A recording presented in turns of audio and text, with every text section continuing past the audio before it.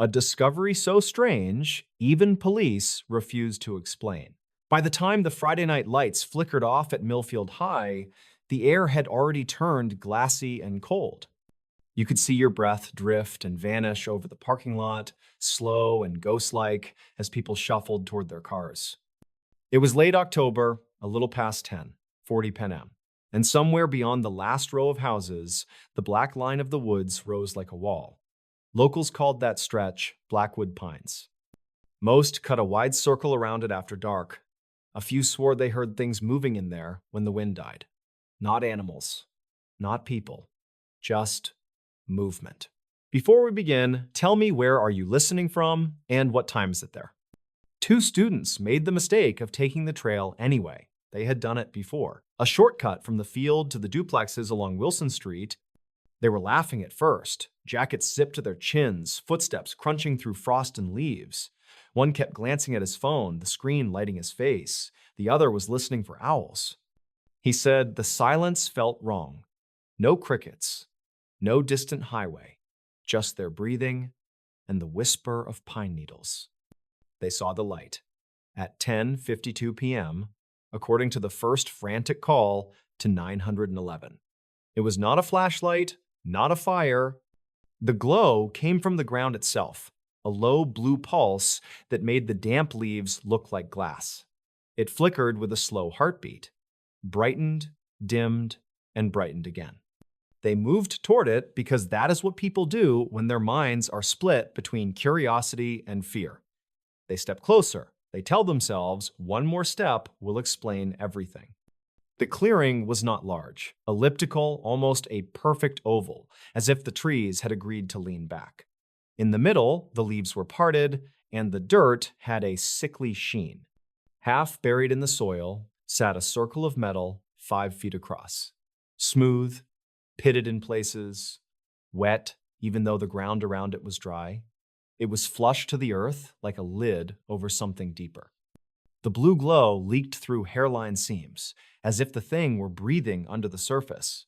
When the taller student placed his hand a few inches above it, the back of his teeth hummed. They ran. They tripped. One of them dropped his phone and doubled back for it, fingers shaking so hard he kept missing the lock screen. When they finally cleared the tree line, they could see the stadium lights dying to black behind them and a few stragglers still in the lot. The call came in breathless and broken. The dispatcher on duty logged it at 10:58 p.m. and wrote the words, "Possible downed equipment and unknown hazard." She sent a car anyway. Deputy Holden was first on scene at 11:14 p.m. His cruiser idled on the shoulder, hazard lights ticking, as he stepped into the timber with a mag light and an old habit of talking to himself when he felt a shiver he could not explain. He found the trail, he found the crushed leaves, he found the clearing in the metallic circle at its center. He crouched, he did not touch it. The beam of his mag light dimmed and ghosted out. So did his radio for a few seconds, an empty hiss like wind in a bottle. He clicked the mic anyway and said he needed backup, voice low and steady. He said there was some kind of device. He said the ground was vibrating. By 11:32 p.m., there were 3 patrol cars along Wilson Street and another a few hundred yards north where an old logging road cut into the trees. The officers moved slowly, shoulders tight, hands hovering near holsters because something about the air felt charged. They fanned out and circled the clearing. They each saw it. They saw the glow. They heard the hum under their boots, a note not quite sound, not quite pressure. One of them swore he could feel the hum in his throat. A sergeant named Avery decided they would do nothing until the state was notified. He did not want anyone touching the thing. He asked a younger officer to plant a traffic cone at the edge of the clearing, just to mark the entry point. The cone slid a few inches the second it touched the ground and settled crooked. That was when the sergeant said, very calmly, that everyone should step back. They did. At 12:10 a.m., the noise changed. The glow thinned to a paler shade, almost white, then flared. The trees around the oval bled shadows in every direction. Pine needles lifted and lowered as if stirred by wind, but there was no wind. Something in the dirt flexed. The men backed away again, boots cracking sticks, breath frosting in frantic bursts. A dozen birds erupted from the black trees and shot up, spiraling in confusion. Then everything went still. There were other calls that night. A woman in a house 2 blocks from the tree line complained that her ceiling fan began spinning backward at midnight opposite the switch. A man on Parkview Avenue said every photo on his living room wall was tilted in the same direction by morning, as if the house had been nudged. The 911 dispatcher added those to the log because she did not know what else to do. At 1:47 a.m., a convoy of black SUVs rolled into Millfield and slid onto Wilson Street, like they had practiced the turn. Their headlights were low, their plates were meaningless. The men who climbed out wore jackets without patches and carried cases they did not label. They walked into the timber without asking the officers anything beyond where. They set up tower lights. They dragged a blue tarp across the ground, then rolled it back like a tongue. They unloaded a portable generator that coughed, caught, and thumped. The sound masked the smaller hum beneath their boots, but it didn't erase it. People at the windows in the houses across the street watched in their kitchen dark and would later pretend they had fallen asleep. By sunrise, the clearing was a scar. The blue glow was gone. The metallic circle was gone. There was a pit 6 feet wide, 3 feet deep, and filled back up with a different color of soil, as if someone had brought in a fresher kind from a town away. The men with the cases walked out as the light came up and the SUV doors shut in a crisp rhythm like a marching band. The officers, pale and quiet, were told to finish the perimeter and take down the tape by noon. When a local reporter asked if there had been a gas leak or a sinkhole, the sergeant said the investigation was ongoing and the area was safe. He did not look at the reporter while he said it. What happened next is the part people argue about, because it is the part nobody can prove. In the week that followed, whenever the wind died, you could feel something in your chest if you stood at the edge of the clearing. Just a pulse. Not a noise, exactly. A pressure wave in the sternum. Some blamed power lines, others blamed factories 2 towns over. One man swore it vibrated his molars. A retired teacher brought a compass and watched the needle drag itself in a slow circle like it was drunk. A kid with a drone tried to fly straight over the trees, and the drone flipped, steadied, then drifted sideways, fighting something you could not see. The kid said, the camera feed developed a white halo at the exact moment it passed over the clearing. He deleted the clip a day later because the battery started swelling on his desk. A hiker vanished the following Thursday. He was a line cook at the diner on Old County Road, quiet, known for walking a lot after his shift to clear his head. His route took him along a dirt path that paralleled the tree line for a mile, then curved away. He never came home. The search started before sunrise. It ended after midnight. Dogs circled the oval of the clearing and whined. They pawed at the ground and would not cross onto the disturbed soil. The only thing the searchers found was the line cook's knit cap sitting upright on a low stump, as if someone had placed it there for him to come back and get. There were no prints that made sense. The sheriff stopped the search when the fog moved down from the ridge, and the beams of flashlights just made white walls. The next morning, a CCTV camera 2 blocks away showed something strange. At 3:12 a.m., every streetlight on Wilson Street flushed brighter for 1 second, then dropped to a dimmer glow. The tape showed that surge like a breath across the entire frame. That was when people stopped talking to officers at the coffee counter. They spoke to each other instead, over fences, across aisles at the hardware store, in the whispery dark of the church vestibule after evening service. They listed the oddities like tally marks, the fridge magnets that slid toward the left corner of the door, the auto shop's analog clock that ran slow, then fast, then slow, always around the same time of night, student tablets that charged on the bus, but immediately drained when brought to the corner of the field nearest the timber. A man who tried to mow his lawn near the trailhead said the mower's engine stuttered every time the blade pointed toward the pines. He turned in a slow circle and listened to the stutter keep time, click, click, click, like a metronome. Nobody wanted to be the first to say it out loud, but they all said it quietly, sooner or later. Whatever the men in the SUVs took that night, they didn't take all of it. Something was still there, something under the ground. 2 weeks after the first incident, a local radio host invited callers to share their stories, and the phone board lit up. A nurse described a patient who came in with steady vitals, then the monitor leaped as if a hand had pushed on the chest pad. A teacher said her classroom projector flickered whenever she cued videos after lunch, but not during morning announcements. A mail carrier described standing, frozen, at the exact edge where the trail met the road, feeling like the woods were pressing against the front of his shirt. He put one foot forward, and the feeling grew. He put his foot back, and it eased. He did that 4 times, like he was stepping into cold water and back out, and then he turned around and delivered the rest of his route on the opposite side of the street. The police chief held a short press conference that Friday. At 4:00 p.m., 30 minutes before sundown, he read from a printed statement. He said state agencies had surveyed the area and found no environmental hazards. He said rumors were making people frightened, and frightened people misinterpret ordinary things. Someone asked whether there was any truth to the claim that the department had signed non-disclosure agreements.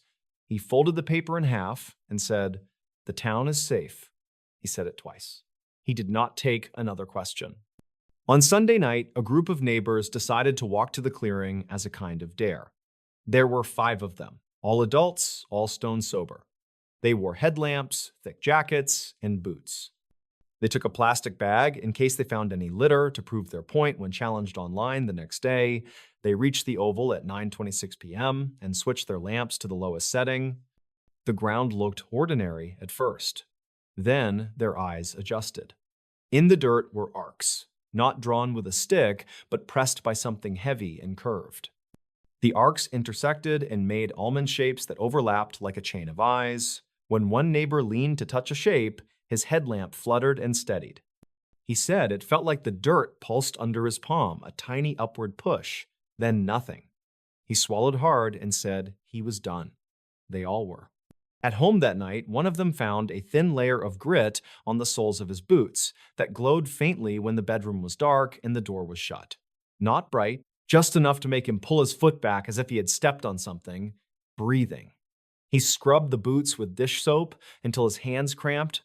The calls to the department did not stop, but the responses changed. Officers said they were reassigned. Others said they were told to pass anything about Blackwood Pines to a different number. The 911 dispatcher who took the first student call transferred to a desk job 2 towns over. She told a cousin she did not like the way the phone sounded after midnight. She said there was a buzz you could hear if you pressed the receiver just right to your ear, as if a deep note lived inside the line and waited for you to listen. A winter storm hit, and the ground froze. For a while, the stories thinned. People said the snow sealed the place up. People said whatever had been under there was sleeping. But when the thaw came, so did the smell. Not rot, not gas. A faint, metallic scent like wet batteries mixed with pine and river rock. It made the skin at the back of the neck tighten. A trail runner gagged the first time he caught it and cut his loop short. A mother walking a stroller stopped, turned around, and went home by a longer route, heartbeat in her throat. One late evening, just before full dark, a state geologist parked along Wilson Street and walked in alone with a handheld meter and a notepad. She was not escorted, she was not announced. She paused at the edge of the oval, adjusted the meter, and stayed very still. A man smoking on his porch watched the pale rectangle of her notepad move as she wrote. When she came out, he asked how it looked. She met his eyes for a second and said the soil was non-compliant with expectation. Then she climbed into her car and drove away without her headlights for the first 30 feet.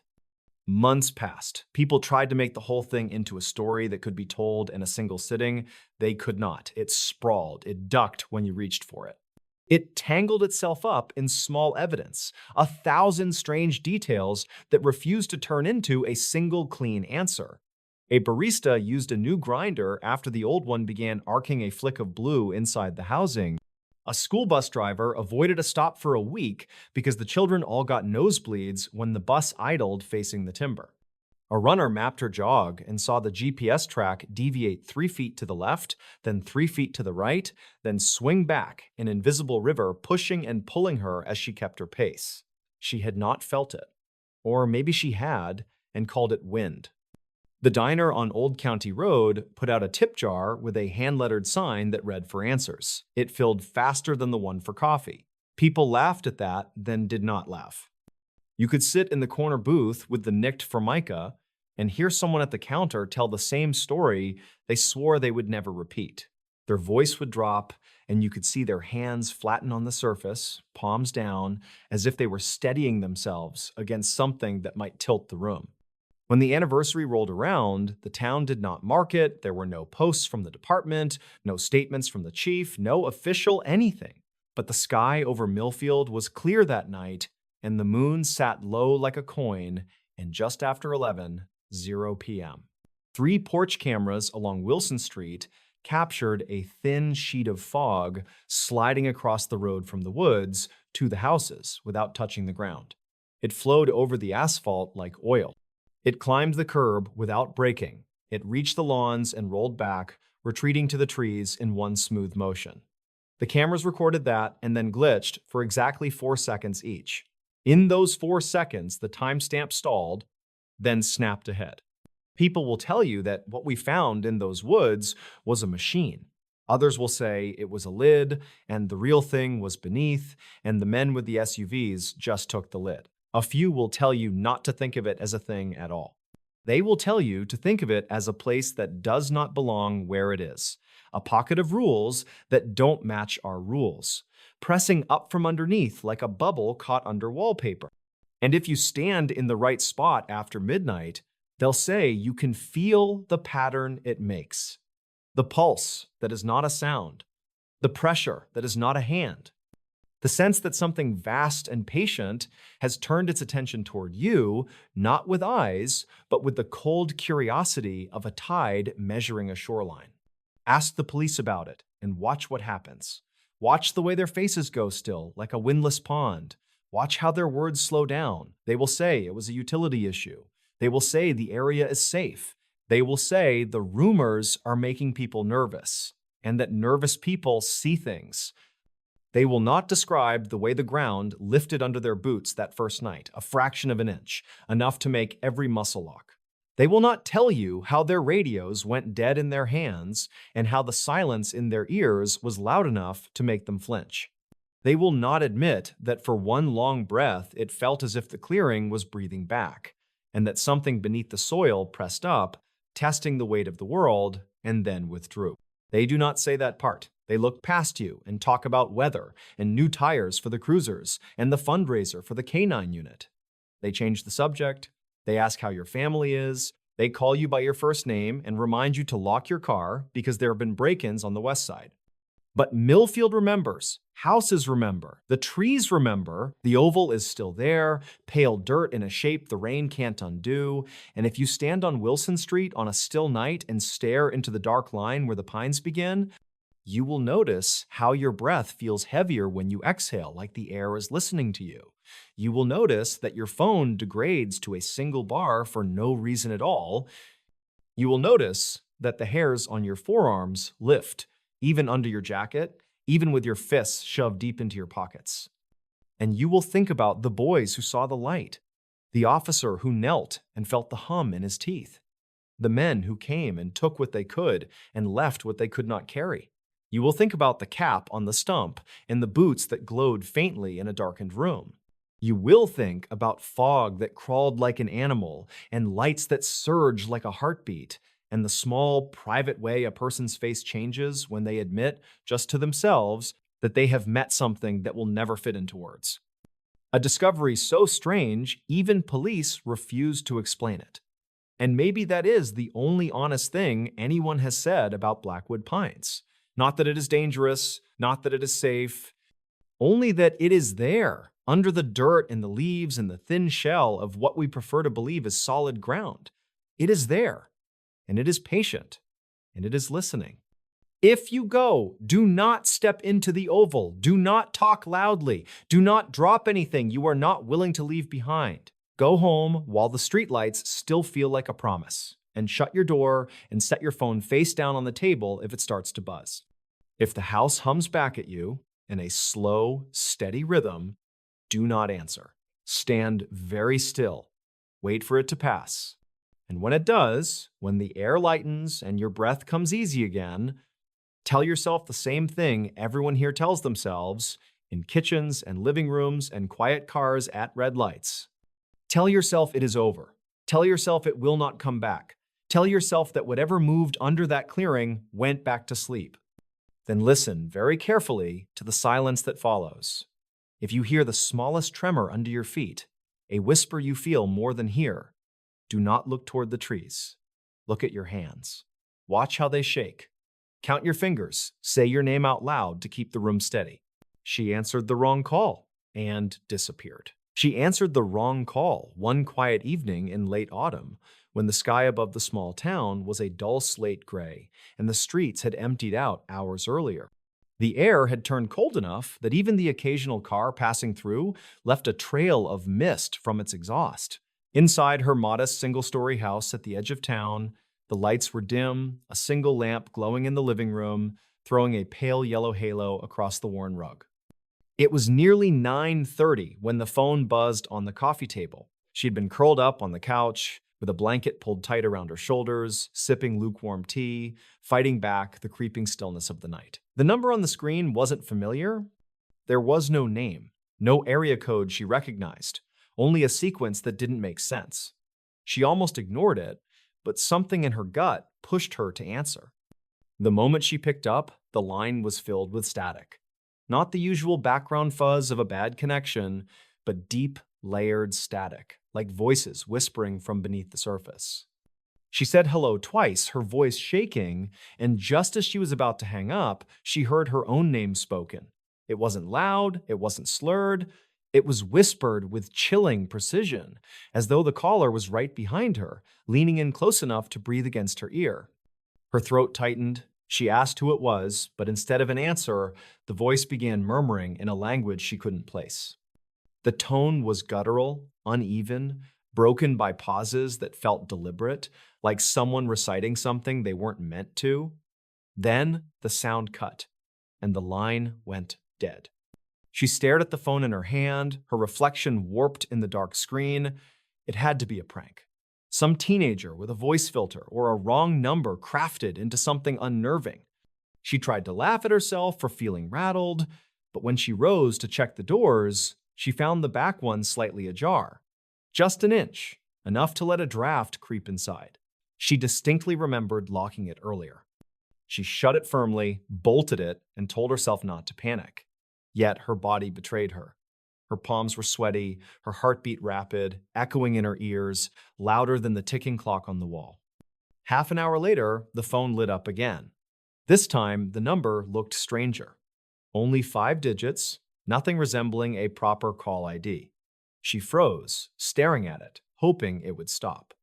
But it rang, insistent, and without realizing it, she swiped to answer. The same voice returned, clearer now. It whispered her street name, then her house number. Each word dragged across her nerves like a blade. She wanted to hang up, but the voice grew closer, louder, until the hissing static transformed into what felt like breath. She slammed her thumb down and ended the call, tossing the phone onto the couch. The silence that followed was worse. Every tick of the clock was amplified. The hum of the refrigerator in the kitchen sounded like a roar. Her chest rose and fell too quickly, lungs working overtime. She tried calling her closest friend, but the call wouldn't connect. No signal, no bars, though her phone had worked fine earlier. She tried to distract herself with the television, flipping through channels, but nothing stuck. Her hands trembled around the remote. Then another notification appeared. A voicemail. Her phone hadn't even rung. With dread pressing down on her, she played it. The message was simple. A slow creak, unmistakable, of her back door opening. Her blood ran cold. She rushed into the kitchen, flashlight clutched in one hand, wrench in the other, heart beating so hard she thought it would give out. The door was closed, locked. The chain was still latched, But the floor below showed faint moisture, small patches of wetness, as though something cold had pressed against it.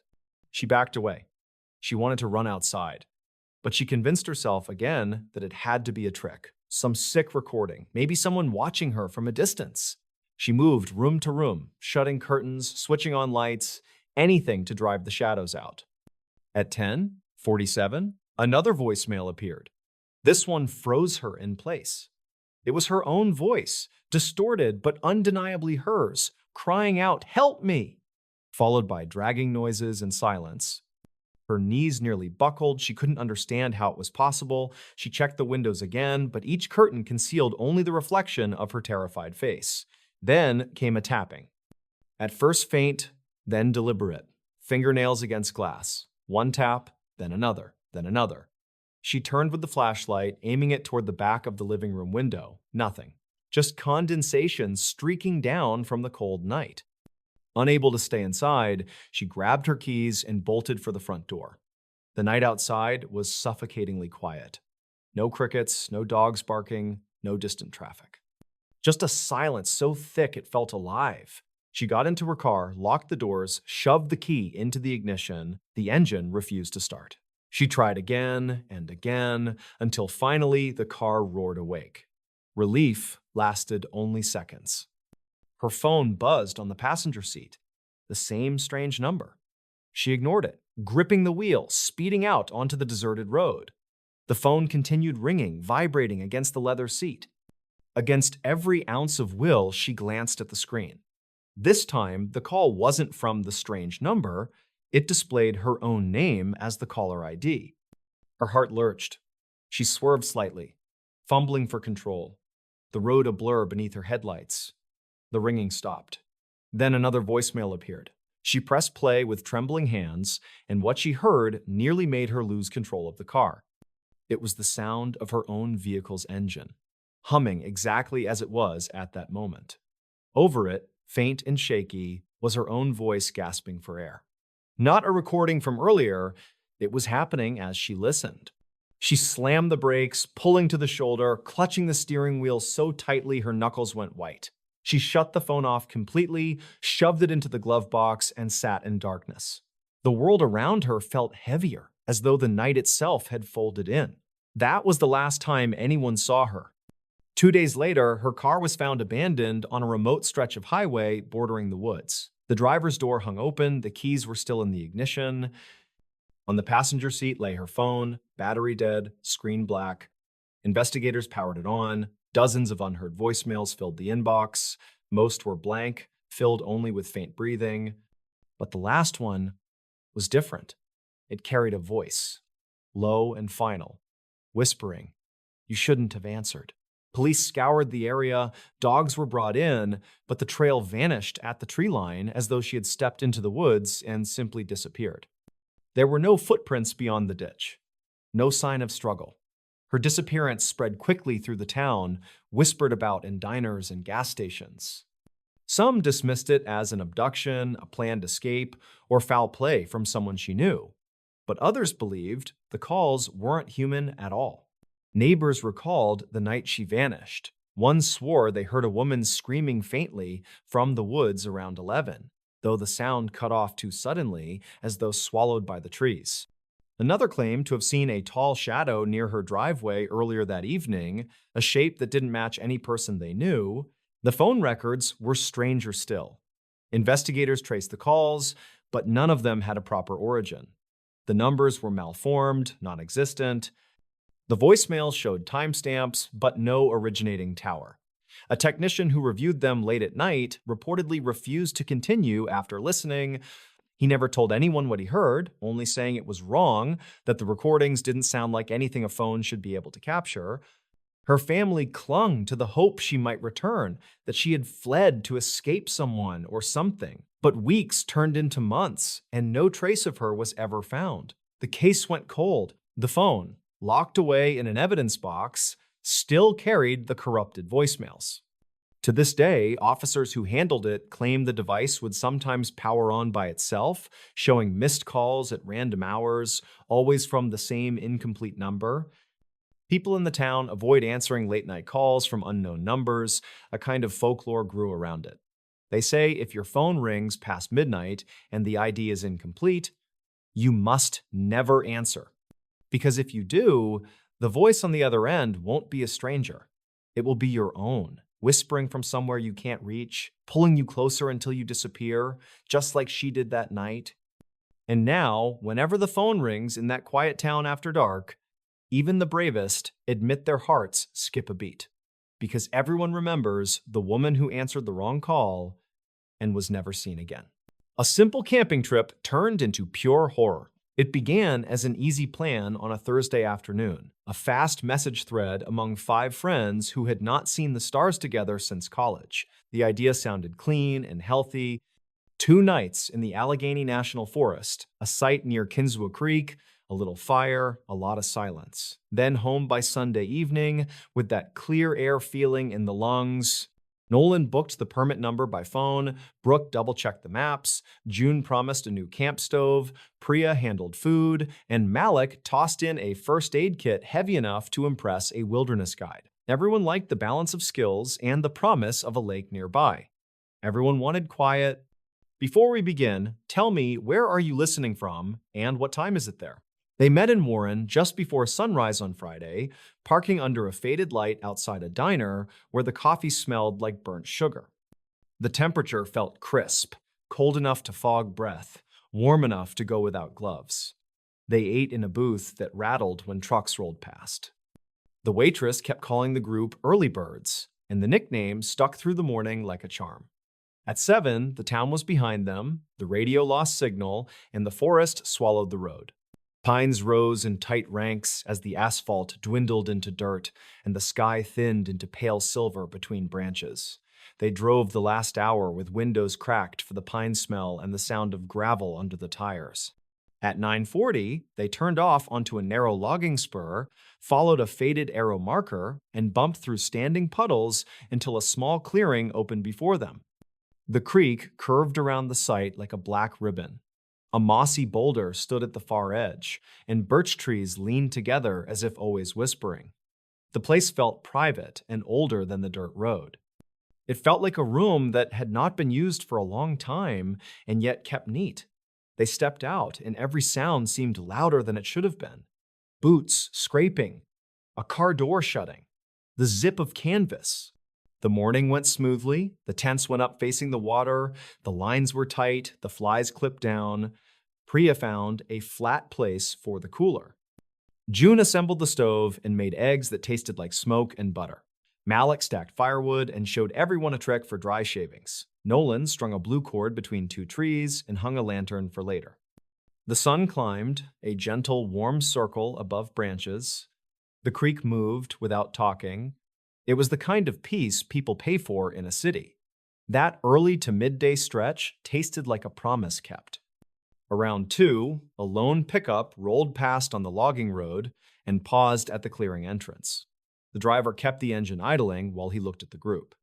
He wore a cap, tugged low, and his profile was angular and sun-emptied. He lifted 2 fingers from the wheel in a small salute, then drove on. The moment was ordinary enough, yet the engine note lingered in the trees long after the truck was gone. Priya laughed and said the man probably knew a better spot. Nolan said all the best spots were secret. Brooke checked the map again and traced a line from the creek to the lakeshore about a quarter-mile north. She wanted to stretch her legs before dinner, and everyone agreed the light would be perfect by 4. They started that walk at 3:52. Each with a bottle of water, the trail a faint seam in leaves and needles.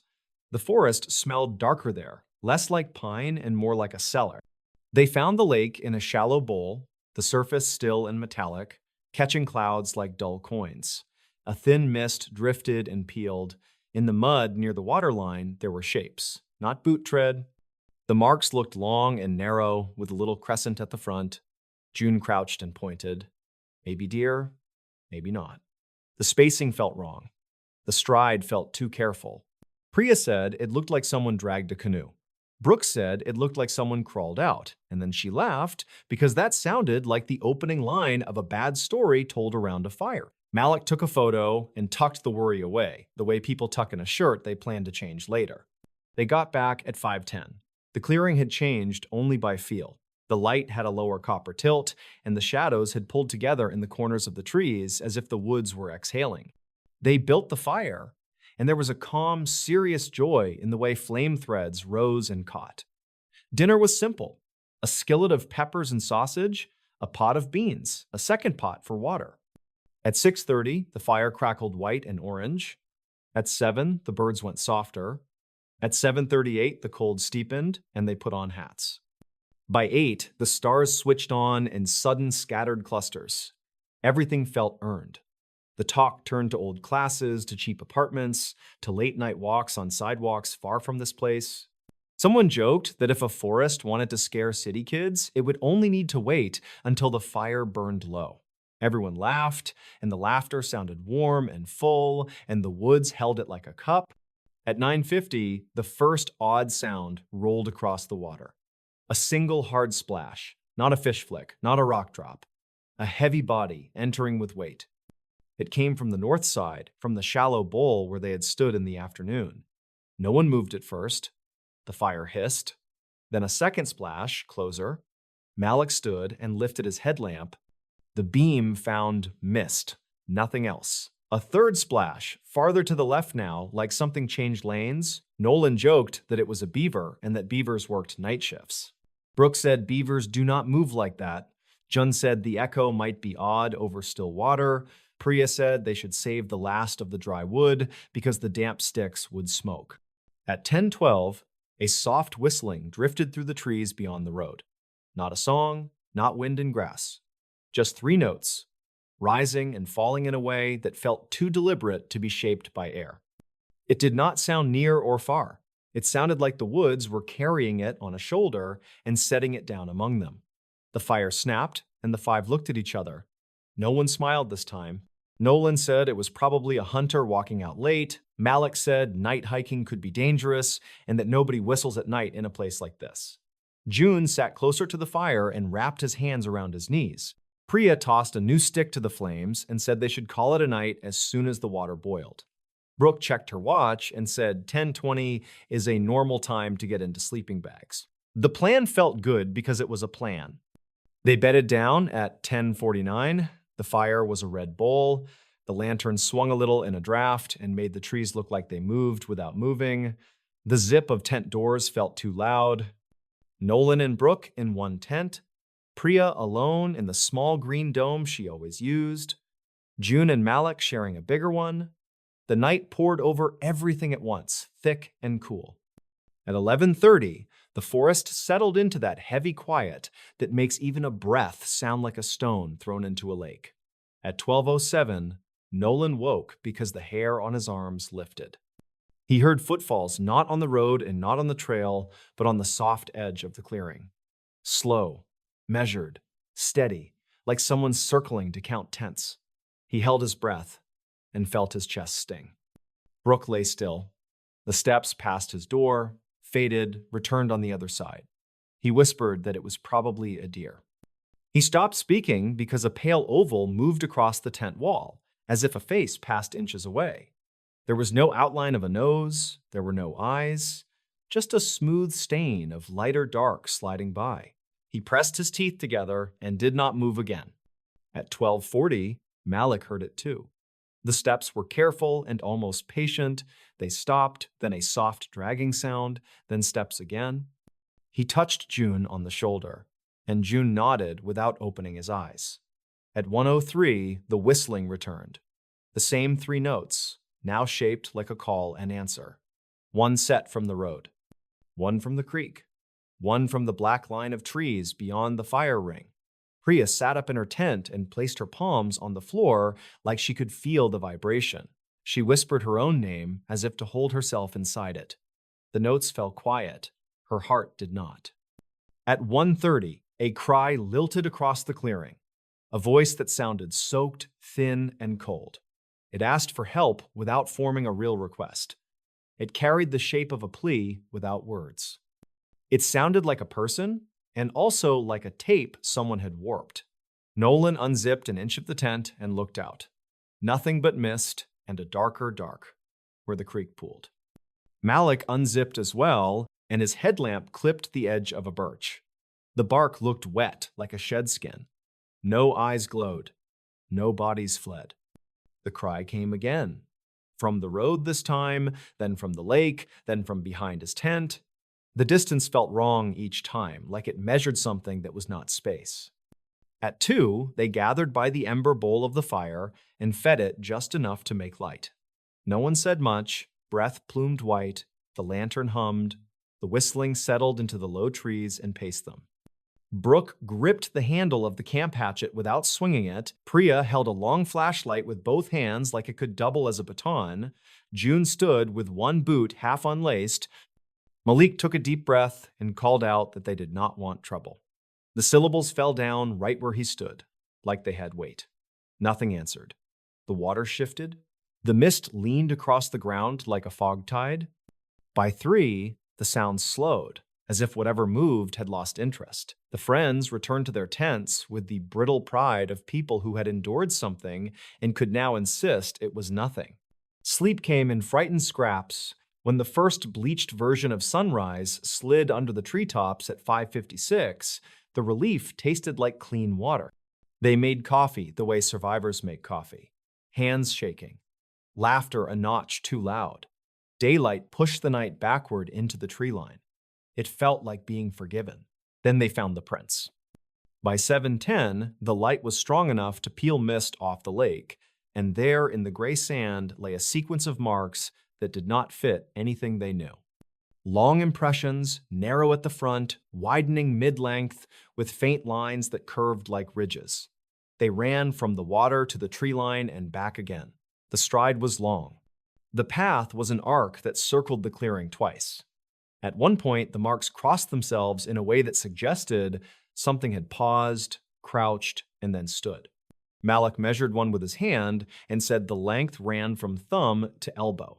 June squinted and said it looked like something with webbed hands had walked on its fingers. Brooke said that was not how animals move. Priya said this was a bad idea made real and that they needed to leave. The vote came fast. Pack, drive out, breakfast on the road. They started at 7:31, trying to move calmly while moving fast.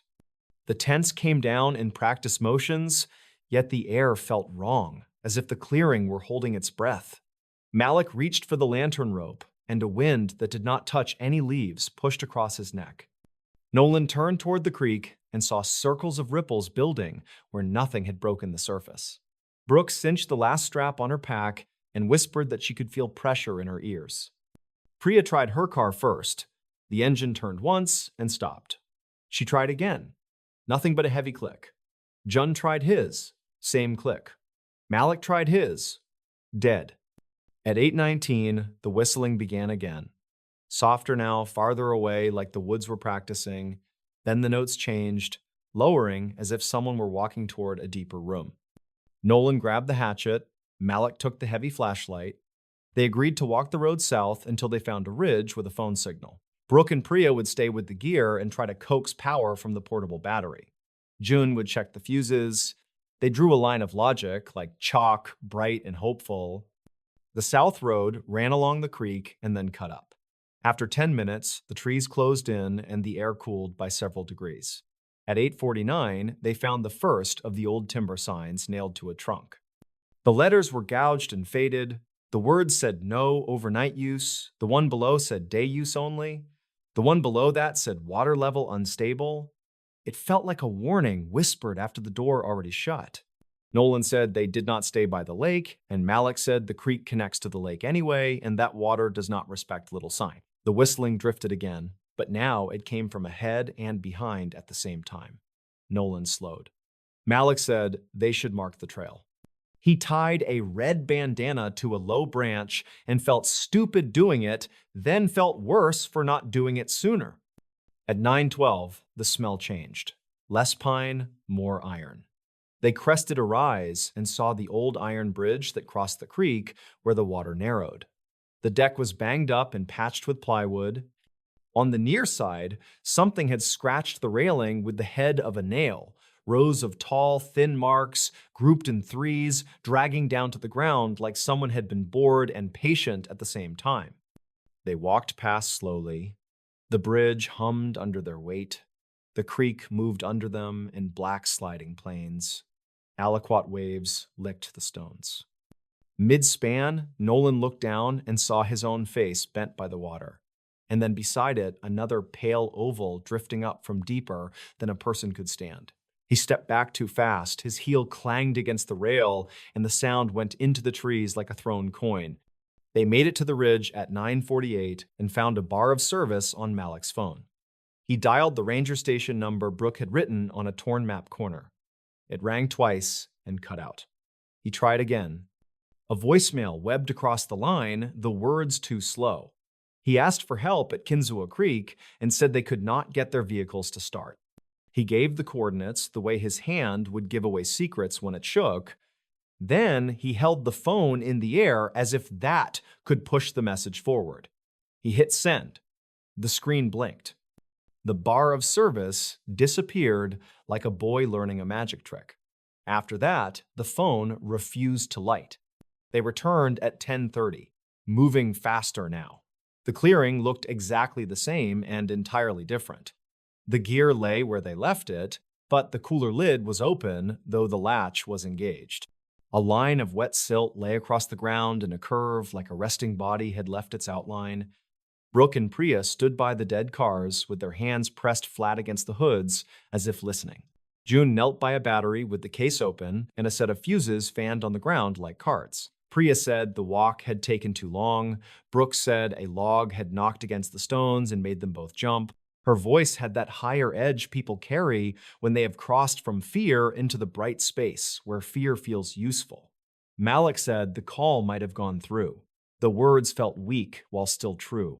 They tried to eat at 11 because eating proves a day is normal. The food tasted like something stored in a basement that does not want to be a home. The forest had that noon silence that falls heavy on thin places. At 1, the sky turned white and then deeper gray. Nolan sharpened the hatchet with small strokes because motion felt better than stillness. Priya laid out the map and traced a route that would cut across to an old service road by late afternoon. Brooke argued they should not split again.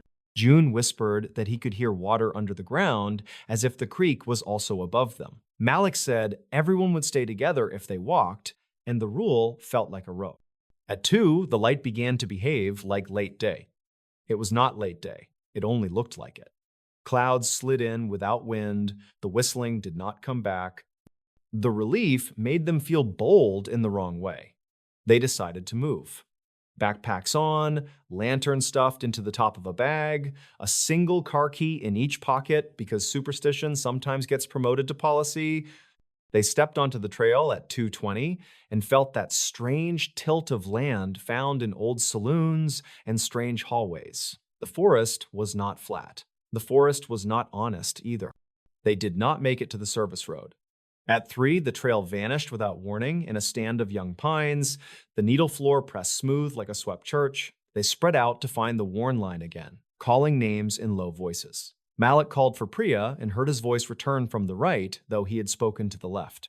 Nolan called for Brooke and heard the name slide away as if the trees were carrying it. June said he saw the blue flash of the lantern cord. He did not.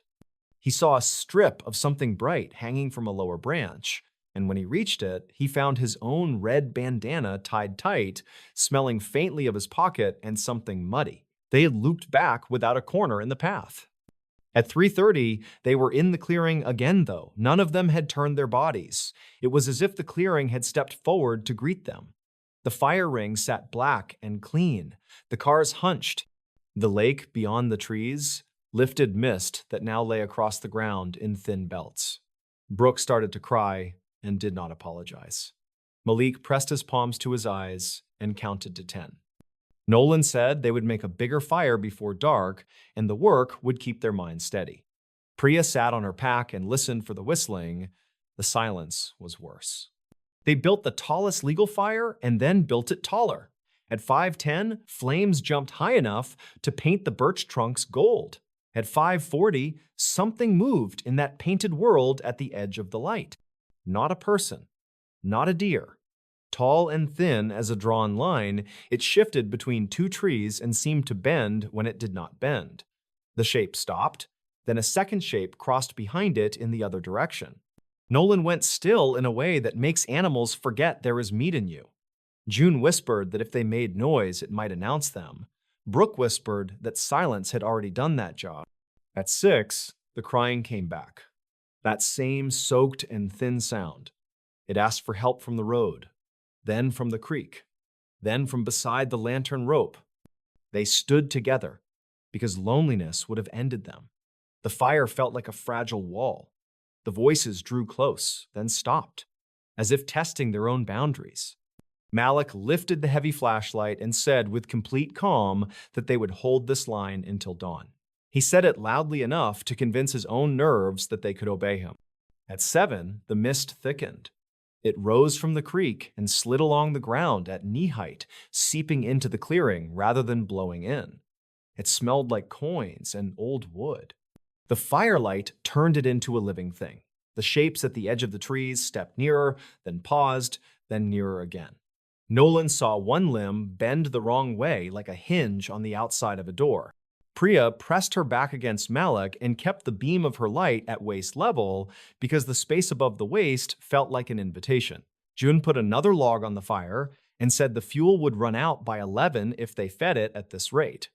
Brooke said 11 was a number that felt very far away and that they would find a way to stretch the pile like poor people stretch soup. At 8:19, the first voice behind them spoke. It said Nolan in a perfect copy of Brooke's cadence, but Brooke was standing in front of him holding the hatchet. He kept his face still. It said Malik in a ribbon of Priya's voice, but Priya did not open her mouth. It said June with the soft laugh Malik used on lucky days. The edge of the clearing seemed to press in with each name, as if a roll call might replace a boundary. The fire popped and threw an ember that died before it landed. The dark became a muscle. Then the water erupted. A heavy strike on the lake surface, then another, like bodies leaping and falling and leaping again. The sound hammered at the air and drove birds from trees they had not seen. The friends did not turn. They held the circle like a small city. The splashing stopped, as if it had only wanted to prove that it could become louder whenever it liked. At 9, the lantern burned steady. The fire had slumped and revived and slumped again. The gear near the cars had taken on a glitter of damp. On the ground, by the cooler, lay a track like the ones at the lake, except deeper, except smeared with silt, pushed up in a thin fringe like gills.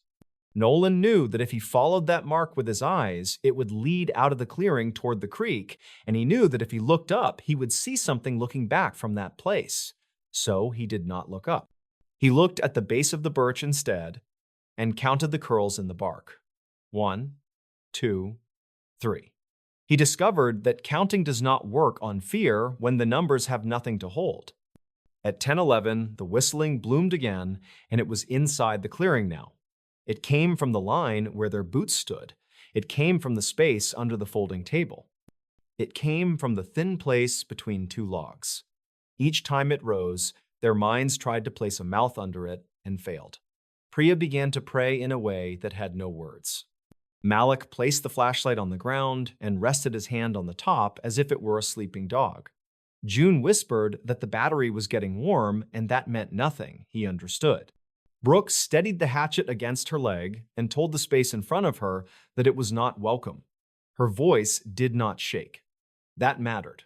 At 11, the woodpile turned small. The sky above the mist had that black depth that looks like it can fold down and make a new ceiling over everything. The shapes at the edge of the clearing had grown more confident. They leaned against the light and let it reveal them wrong, limbs too long, heads without the geometry of a face. Sometimes a flat white oval hung where the idea of a face should go. The oval turned and turned like a coin on a table. Occasionally, a mouth appeared and stretched in a grin that did not reach any eyes, and then slid away as if the skin did not know how to hold it. At 11:42, something stepped into the clearing. Not far, just one step over the line where the mist met the firelight. It bent a little like a person considering how they might walk in an unfamiliar room. It lifted an arm that had an extra hinge. It held a shape at the end of that arm. It was a glove, Priya's glove, the one she had dropped near the cooler at noon. The thing let the glove fall. It listened to it fall. Then it retreated in one precise movement as if the glove had been enough to say a word. Midnight arrived without being announced. The night air had a physical weight. Each of them had made a small private promise in their head, and none of those promises sounded sane. Then a new sound climbed out of the trees. Footsteps, but not on the ground. Footsteps on wood. A slow, heavy rhythm, like someone climbing a set of stairs that did not exist. The sound moved down, and then down again, and then down once more. It came to rest at a place where there was no place. The whistling followed, 3 notes, lower than before, shaped like a door opening. The wind huffed once and died. Somewhere in the dark, in water they could not see, a bubble rose and burst with a small wet pop like a tiny hand breaking the surface. Nolan said they had to break the pattern. His voice sounded older. He said the clearing was running them in circles. He walked to the lantern rope and pulled it down. He untied the lantern and hooked it to the belt of his jacket. He told the others they would walk not by the road, not by the trail, but straight line toward the ridge, past the iron bridge, no turns, no looking back, fire in view until it could not be kept in view.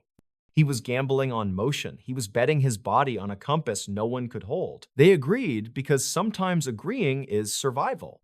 They left at 12:14, the lantern a floating sun on his hip, the fire throwing long petal shadows behind them. The mist slid over their boots like little waves. The whistling swelled with the first 10 steps and then thinned, as if it did not like them moving together. The trees arranged themselves into lanes. The trunks looked like pillars in an old building. For 20 minutes, the plan worked. The clearing did not return. The ridgeline grew as a blacker dark lifting above the usual dark. The creak noise sharpened and became directional. The group saw the sheen of the iron bridge rails through the trees. Then the lantern dimmed. Not a slow loss, a single stutter, and then a new weak yellow. Nolan jostled it with his elbow. The light flared and then thinned again. Malik said they should stop to fix it. Nolan said no.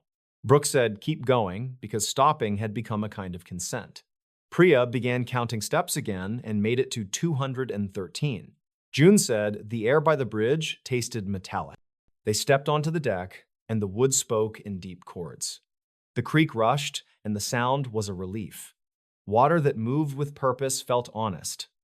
Halfway across, the light failed completely. They stood in a dark so full it felt granular. The whistling started up from below the bridge, low, patient, rising with the water spray. The 3 notes repeated until repetition became a shape. Jun lifted his phone, and the screen glowed faintly from stored charge. In that smeared blue rectangle, they saw the outline of something climbing the far railing.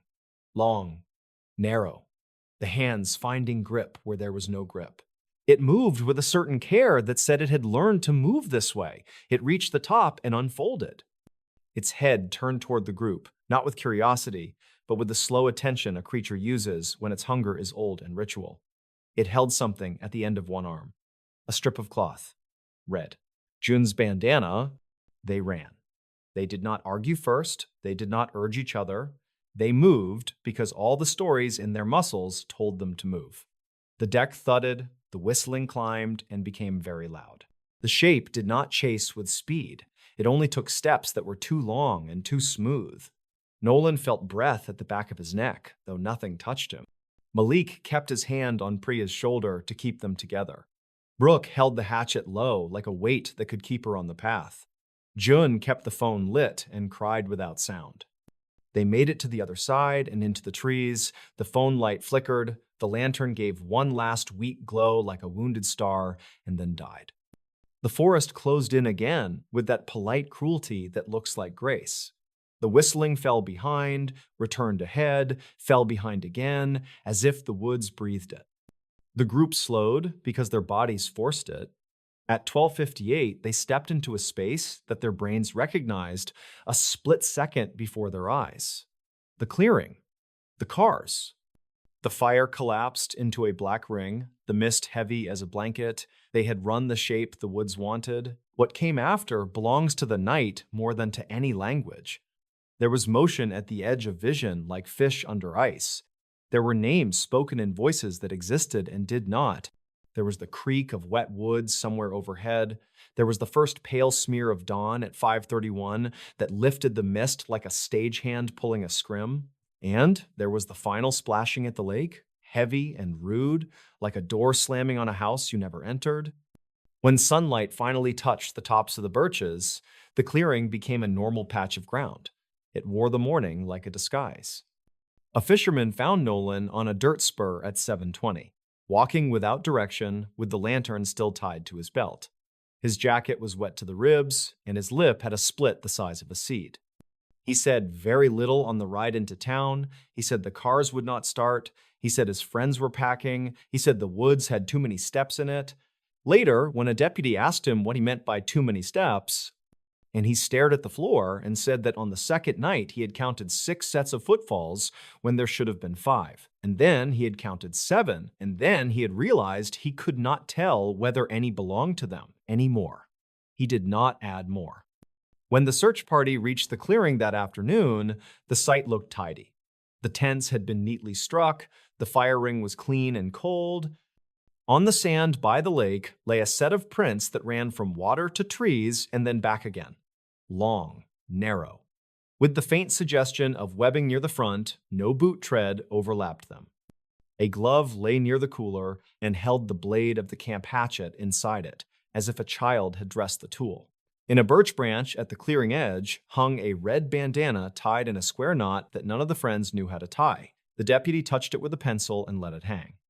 The cars both started with a single turn of the key.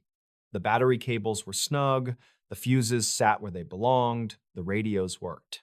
The ranger who stood near the road and listened to the creak said that sometimes a strong thermal layer will play tricks on sound. He said it the way a man says a prayer when he has lost the words of the prayer and must make new ones.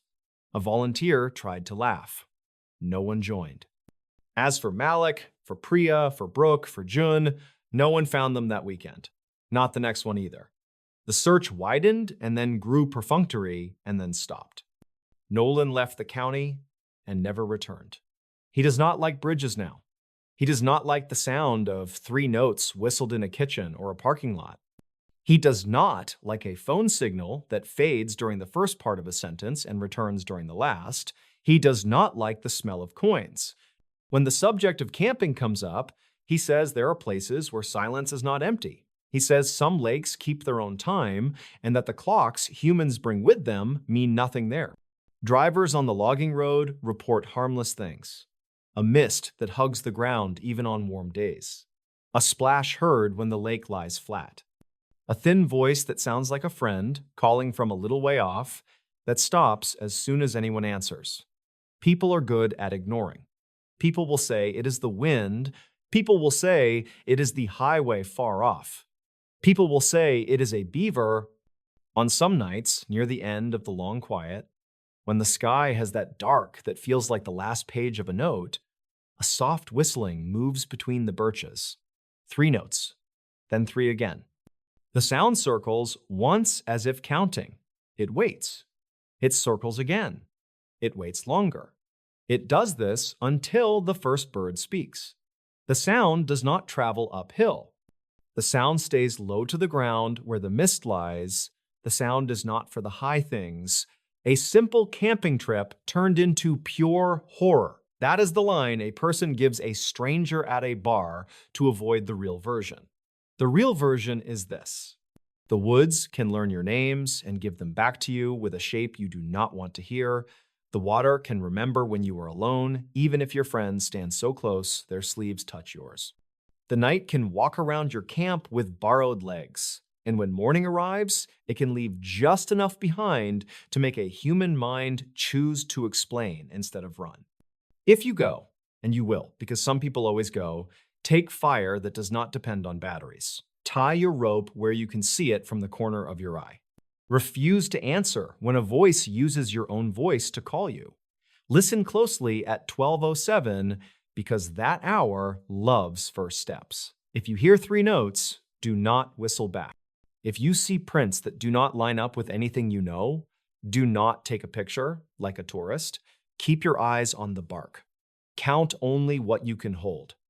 And when the lake is still as metal and every tree has leaned together to watch, remember that there are nights when staying is a kind of consent. Remember that water has its own doors. Remember that some places are patient. Remember that the woods around Kinswood Creek have all the time in the world. A normal drive home became a real-life nightmare. Just after 9 on a cool autumn night, the parking lot behind the hardware store in Maple Bridge lay quiet and silver under the streetlights. The town was a small place in Rook County, tucked between cornfields and dark woods, the kind of place where people waved from porches and the corner diner knew how you took your coffee. The late shift had run long. The last customer wanted a new lock and a long conversation, and by the time the receipt printed, the clerk felt the weight of the hour resting on his shoulders. His name was Miles. He was in his mid-30s, broad-shouldered from hauling lumber and salt bags, calm and steady in a way that made people ask him for directions and jumper cables. He locked the back door, breathed in the clean bite of cold air, and told himself the drive home would be a straight line through the quiet. Before we begin, tell me where are you listening from and what time is it there? He slid into his sedan, a dark blue car with a worn seat and a little squeak in the steering, and checked the time on the dash, 9:12. He sent a quick text to Nora, who ran the morning shift at the bookstore near the river, then tucked the phone into the cup holder. He liked the same route every night. Cross the bridge, take County Road 17 past the water tower, follow the long curve through Pine Hollow, and then a straight shot along Old Quarry Road to his neighborhood. 2 lanes, no traffic lights, a few mailboxes so faded you could not read the numbers even in daylight. A simple drive. The radio came on with a low murmur. He set it to a soft station, something with warm voices and a piano that sounded like it was recorded in a church basement. The car hummed. The river glinted through the trees like a ribbon of graphite. A thin mist hovered just above the asphalt. Every few hundred yards, a farmhouse light glowed in the distance and then slid away behind him. Peace laid over the road like a blanket. At the start of Pine Hollow, the trees crowded in, tall and dense, their black shapes knitting together overhead. The white lines flashed beneath the hood. Miles knew each curve here by muscle memory. He knew where the pavement buckled, where the shoulder dipped, where deer liked to step out of the corn and test their luck. He drove a respectful speed. He had changed a tire at 2 in the morning once and would prefer to never repeat that event. He did not notice the dark car until the last second. It sat on the right shoulder with its hazard lights blinking, hood up, driver door open just a crack. The red flash of the hazards pulsed across the lane and painted the white guardrail a sickly shade. A purse lay on the passenger seat, scattered open like it had been turned over, lipstick rolling into a cup holder, a wallet half out, a key ring dangling. A phone was on the ground near the hinge of the open door. The interior light burned steady, a lonely little sun in an empty cabin. He lifted his foot, not quite braking, just thinking. He had stopped for people before, and he would stop again. But something about the scene pressed a thumb into his ribs. Why the phone on the ground? Why the door ajar? Why no one waving a flashlight or standing in the beams? The car itself looked wrong in a way that was hard to name. Windows dark, like there were blankets taped inside. Hood up, but no steam, no smell of oil, no scratch of tools. He coasted by and told himself he would call it in at the next rise where the cell bars were better. His chest felt tight. He passed and kept passing. The hazards pulsed behind him and then shrank and fell back into the tunnel of the trees. The mirror caught a flicker of movement. He glanced up and felt his throat seize. In the wash of his taillights, a shape unfolded from the abandoned car, too tall to be comfortable inside. It had been crouched behind the steering wheel, folded small, and now it stood in the open door and tilted as if measuring distance. Pale skin or maybe a white mask flashed once and vanished as the hazards blinked. The shape slid back down. The door closed. The hazard stopped. Miles gripped the wheel. He felt the old instinct to turn around and make it right, the same instinct that made him stop for a wandering dog or carry groceries for a stranger. The instinct wrestled with a colder voice that was saying, keep moving, call for help soon. Do not be the person who pulls over for a staged scene. The colder voice won. He pressed the accelerator. The low hills of the hollow rose and fell like a wave train. The radio turned into background static. He checked his phone. No signal. The little triangle sat empty. He lifted the device toward the windshield as if altitude might help. Nothing. He set it down and tried to breathe evenly. A white sign flashed by that warned of sharp turns. The trees pressed close again and the road narrowed. The night felt alive now, the kind of alive that made hairs stand up even under a hat. A pair of headlights appeared in the mirror, far back then closer. He told himself it was a traveler who had come up fast on the straight stretch. He told himself that people tailgate at night because they want your lights to pull them through curves. He told himself to ignore it. The headlights grew larger, bright enough to paint the outline of his back seat. The following car drifted left, then right, then dropped back like a swimmer testing a current. No passing now, not here. Miles kept his speed steady. He did not tap his brakes. He knew that tap could look like a challenge. The following car closed the distance in a quick surge. Its beam climbed the rear glass and stung his eyes. He could see the shape of a tall hood, a long windshield. He could see a dent on the front bumper on the right side. He could see a strip of black tape where a turn signal should have been. The same car. He knew it, bone deep, the way you know the shape of your own hands. His mouth went dry. The road ahead ran straight for a quarter mile before the next bend. At the end of that straight, he could see the faint comfort of a reflective mile marker and the ghostly outline of the old quarry fence. His car could handle 70 for a little while, but anything higher made the engine whine and the steering go light. He pressed the pedal and felt the floor. The following car matched him without effort. It drifted, right until its right front tire kissed the gravel on the shoulder, then snapped left again, a silent show of control that read like a threat. It fell back, then surged forward and bumped his bumper once, a shallow metal kiss that shoved his sedan forward with a hard jolt. The seatbelt cut across his chest. His teeth clicked. He corrected the wheel, breathed out through his nose, kept the lane. Another bump. Harder. A brief grind of metal. He felt a sting along his ribs as the belt bit. The road curved left here. On the right, a black drop into scrub and stone. He had helped tow someone from that ditch at noon in high summer. He had seen the gouge in the dirt that could swallow a wheel. He held the center while his heart pounded like a mallet. Up ahead, a green sign glowed, small, nothing fancy. Tucker Fuel, 3 miles, open all night. He pictured the little island of light by the highway, the gumball machine inside, the ringing bell over the door, the sign that always hung crooked over the coffee pot. He aimed himself at it like a ship aiming for a lighthouse. He kept his speed high enough to keep the space between, low enough that he could control the next curve. The pursuing car hung on his bumper, its brights flared. Miles felt the headache that comes from light burning hot inside the skull. The road leveled. The gas station sign rose up like a promise. A lone pump. A long shadow of a pickup near the side wall. A storefront with cheap blinds and shelves of antifreeze. He took the turn into the lot at a clean angle and stopped close to the door. So close that if anyone wanted his driver door, they would have to squeeze against the building. The other car slid past on the highway, slowed for 3 counts, and then poured on speed and disappeared. No plates were visible. The rear glass looked painted from the inside. The door to Tucker Fuel opened with a bell that sounded eager. The air smelled like coffee and grape soda. A woman behind the counter looked up, shock widening her eyes. Her name tag said, Marla. She wore a faded sweatshirt with a wolf on the front. Miles tried to keep his voice low, but everything came out in short reports. He told her there was a car. He told her the bumps. He told her he needed to call the sheriff. He felt like his words bounced around and did not land, like a dozen beads spinning in a cup. Marla rounded the counter without asking and walked the glass with him. She clicked the deadbolt and pulled the thin chain across the door. She pointed to the phone. He dialed. A calm voice answered at the county dispatch center and asked for location, nature of emergency, description. He gave the mile markers. He gave what he had seen. He tried to be slow and careful, but his breath kept catching.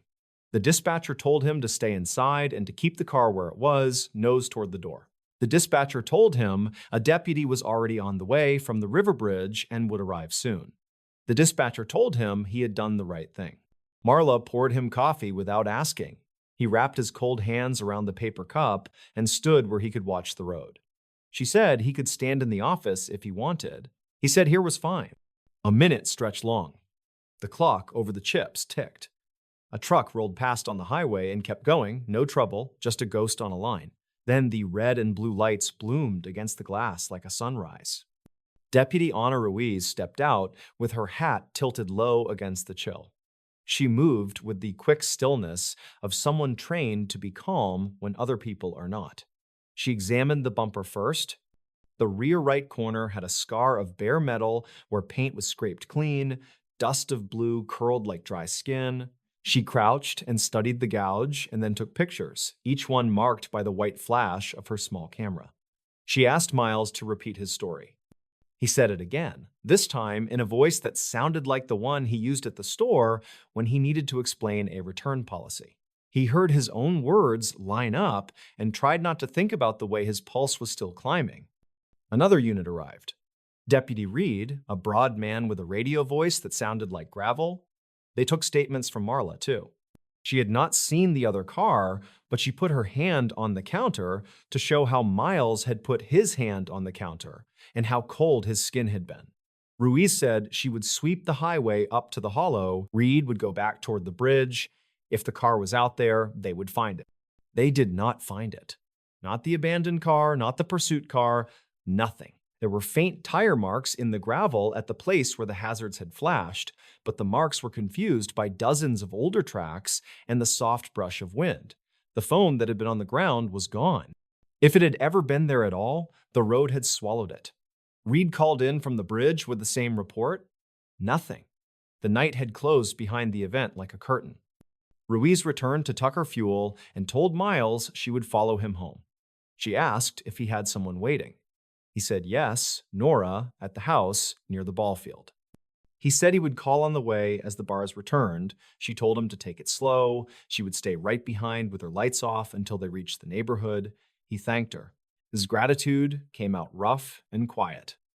They drove, Ruiz a patient shadow in the mirror. The night felt thinner now, stretched but alive.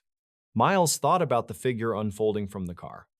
He thought about the way the hazards had clicked off before the pursuit began. He thought about timing and planning and how easy it would be on an empty road to play at hunting. He checked the ditches for any flicker of movement and saw only rows of cornstalks rattling like bones. At home, Nora stood on the porch in a wool jacket, hair tied up in a knot that meant she was tired and annoyed and worried at the same time. A porch light made her face look pale and strong. She took one look at the bumper and swore under her breath. Ruiz spoke to them both. The deputy was careful not to tell them stories. She said there had been reports in neighboring counties of staged breakdowns, cars waiting for good Samaritans, people who had been forced to the shoulder by nudges and then robbed, sometimes just robberies, sometimes worse. She told them to keep the car in the garage if they could, to call if any unfamiliar vehicle idled at the corner for more than a minute, to save the shirt Miles had worn in case residue could be lifted from the fiber. Ruiz did not raise her voice. She spent 20 minutes making sure they had the number to the direct line. Then she left, slowed down the block, pausing once to look back, as if to let the neighborhood know someone was watching. In the morning, Miles noticed a tiny black scuff under the trunk lip. It looked like gum, but felt like hard plastic. He pried it with a flathead screwdriver, and a small rectangular magnet came loose, stuck to a plastic shell no bigger than a matchbox. The device clattered onto the driveway. Inside was a battery and a little printed board with a chipped corner. He had seen trackers online at the store when he stocked the shelves. Not the same brand, but the same shape and use. He took a photo and texted it to Deputy Ruiz with a single sentence that read, "Found this under the trunk." He waited in the kitchen with his second cup of coffee and the quiet thump of the refrigerator. The deputy called back fast. She asked him to seal the device in a sandwich bag and leave it on the porch. She told him she would swing by on her lunch hour to pick it up. She told him he had done the right thing again. He did not feel right. He felt like someone had been inside his life without permission. Work felt like play acting that day. The aisles were the same, the bell over the door made its friendly sound. He cut key blanks and hauled birdseed bags to the tailgate of a pickup. He showed a retired teacher how the garden hoses were organized by length and price. He smiled. The smile drifted. In his mind, he kept seeing the shape unfold from the car and the way the hazards went dark. He kept seeing the long windshield of the chase car and the flat blank of its rear glass. He stepped outside at lunch and stood in the sun to warm up. He listened for tires. He heard only a train on a far line. That evening, he changed his route. He told himself this was not fear. It was caution. He took River Road to the highway and looped past the outlet mall with the bright new stores and the mulch smell from the landscape beds. He made his way to the Maple Lantern Diner and sat at the counter for a bowl of chili with chopped onions and a square of cornbread. The place was cheerful and chrome bright. A man 2 stools down noticed the fresh scrape on the bumper and asked the casual question people ask when they want to hear a good story. Miles gave a simple version and watched the man's face flatten. The man was a long-haul driver who knew every turn on County Road 17. He said he had seen a car with a taped turn signal parked at the pull-off near Black Creek Bridge 2 nights before. He had seen another driver slow and then dart away. He said he had reported it to the highway patrol. He said he had not stopped. He said, "Good on you for not stopping." The weekend came, the town breathed. High school football under the lights filled Friday night with the sound of brass bands and the soft thud of running feet. Saturday morning smelled like cinnamon rolls. Miles and Nora walked the farmer market and pretended the world was as simple as the bushel baskets in front of them. He scraped the garage floor clean and made a neat line of tools and sworn-off words. He thought the week had been a lesson and it was over. Sunday night proved him wrong. At 9:24, he turned from the highway onto his street. A dark sedan idled at the corner by the ball field. Its lights were off. There was no driver visible. The windows were too dark. He slowed and looked without turning his head. The car did not move. He passed, parked, and sat with the engine idle, counting to 30. The sedan rolled away as soft as a thought. No plates again, no visible stickers or dents, just the shape of a car built to vanish in plain sight. He did not sleep well. He dreamed of long lanes of white lines that ran out into corn, of doors that closed on their own, of hands under the trunk lip. He woke at 1 to the thrum of a distant engine and lay still listening. It faded. He woke again at 2 to the scrape of tires on gravel. By morning, he felt thinner at the edges, as if his skin had been sanded. On Monday, Ruiz called with an update. The tracker had no stored data that the lab could pull. The chip was cheap and anonymous. It might only have broadcast a low signal to a nearby phone. The deputy said a similar device had turned up in another case near a rest area off the highway. Nothing concrete tied the events together. She told him again to be careful and to call if anything felt wrong. He listened hard to the calm in her tone. He borrowed some of that calm and held it like a tool. The week slid by in a way that felt off balance. Twice, he noticed a dark sedan in the distance on his way home. Once at the water tower, once idling near the feed store. He kept his speed controlled and stayed under bright signs in view of cameras and curious staff. He began to think about how many cameras watched the road that saved him, and he felt grateful for their dumb glass eyes and silent patience. He stopped at Tucker Fuel every night, bought a pack of gum he did not need, and stood for a minute making conversation with Marla, who had switched from wolf sweatshirt to a shirt with a faded mountain and a hawk. Routine grew like a shield. On Thursday, a curious piece of news swept through town. The sheriff's office released a short note that asked drivers to avoid stopping for stranded vehicles on unlit 2-lane roads. The note advised pulling into the nearest lit area and calling the situation in from a safe spot. It did not mention arrests. It did not mention a car with a taped light. People read it and nodded. People told other people that you could not be too careful. On Friday, Miles found an old dash camera in a clearance bin at work. He had not wanted to become the sort of person who documented everything, but the old part of him that liked neat rows and hardware that matched said this was a small price for a quiet night. He wired it up before he clocked out and set the little lens to watch the road from the center of the windshield. The camera was not fancy, but the tiny screen showed the white lines bright and honest. Just after 9, he crossed the bridge. He stayed off County Road 17 and took the longer sweep past the mall. He slowed at a yellow light and felt his phone buzz. He did not check it. He rolled past the Maple Lantern and thought about coffee. He chose home. He turned on to Old Quarry Road and let the car settle into that friendly groan it made at 52. The world softened. He exhaled. In the mirror, a dark shape appeared. It hugged the lane divider, then moved to the right, then drifted left. It held back at a steady distance. The distance did not feel like coincidence. He could hear the hollow beat of his own pulse in his ears. He picked his landmark. 2 miles ahead, a warehouse with floodlights sat at the corner of Flint Street. There were always night staff, moving pallets. There were always cameras, bright ones that made even clean cars look guilty. He would not be chased into the woods again. He would pick a bright place and make the line of travel predictable. The dark shape moved closer.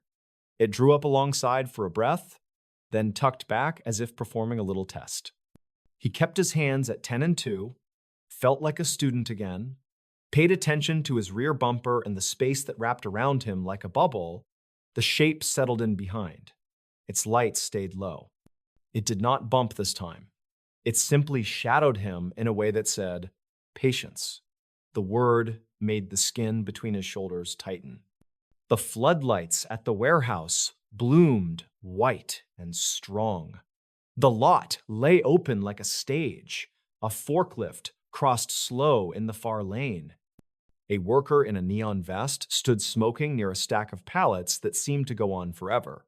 Miles eased into the turn lane and hit his signal. The shadow car slowed with him. He thought about pulling mid-lane and stopping hard, letting the pursuer choose. But even in imagination, the tactic felt like a risk that did not pay. He chose a simple entrance and swung into the lot. The dark sedan rolled past instead of turning. It coasted to the far side of the intersection and paused. From where Miles sat, he could see no driver, only a black interior with a hint of a pale shape. His heartbeat stopped trying to leap and settled into a heavy drum. He killed his engine and stepped out into the blast of warehouse light. The worker in the neon vest flicked his cigarette and waved.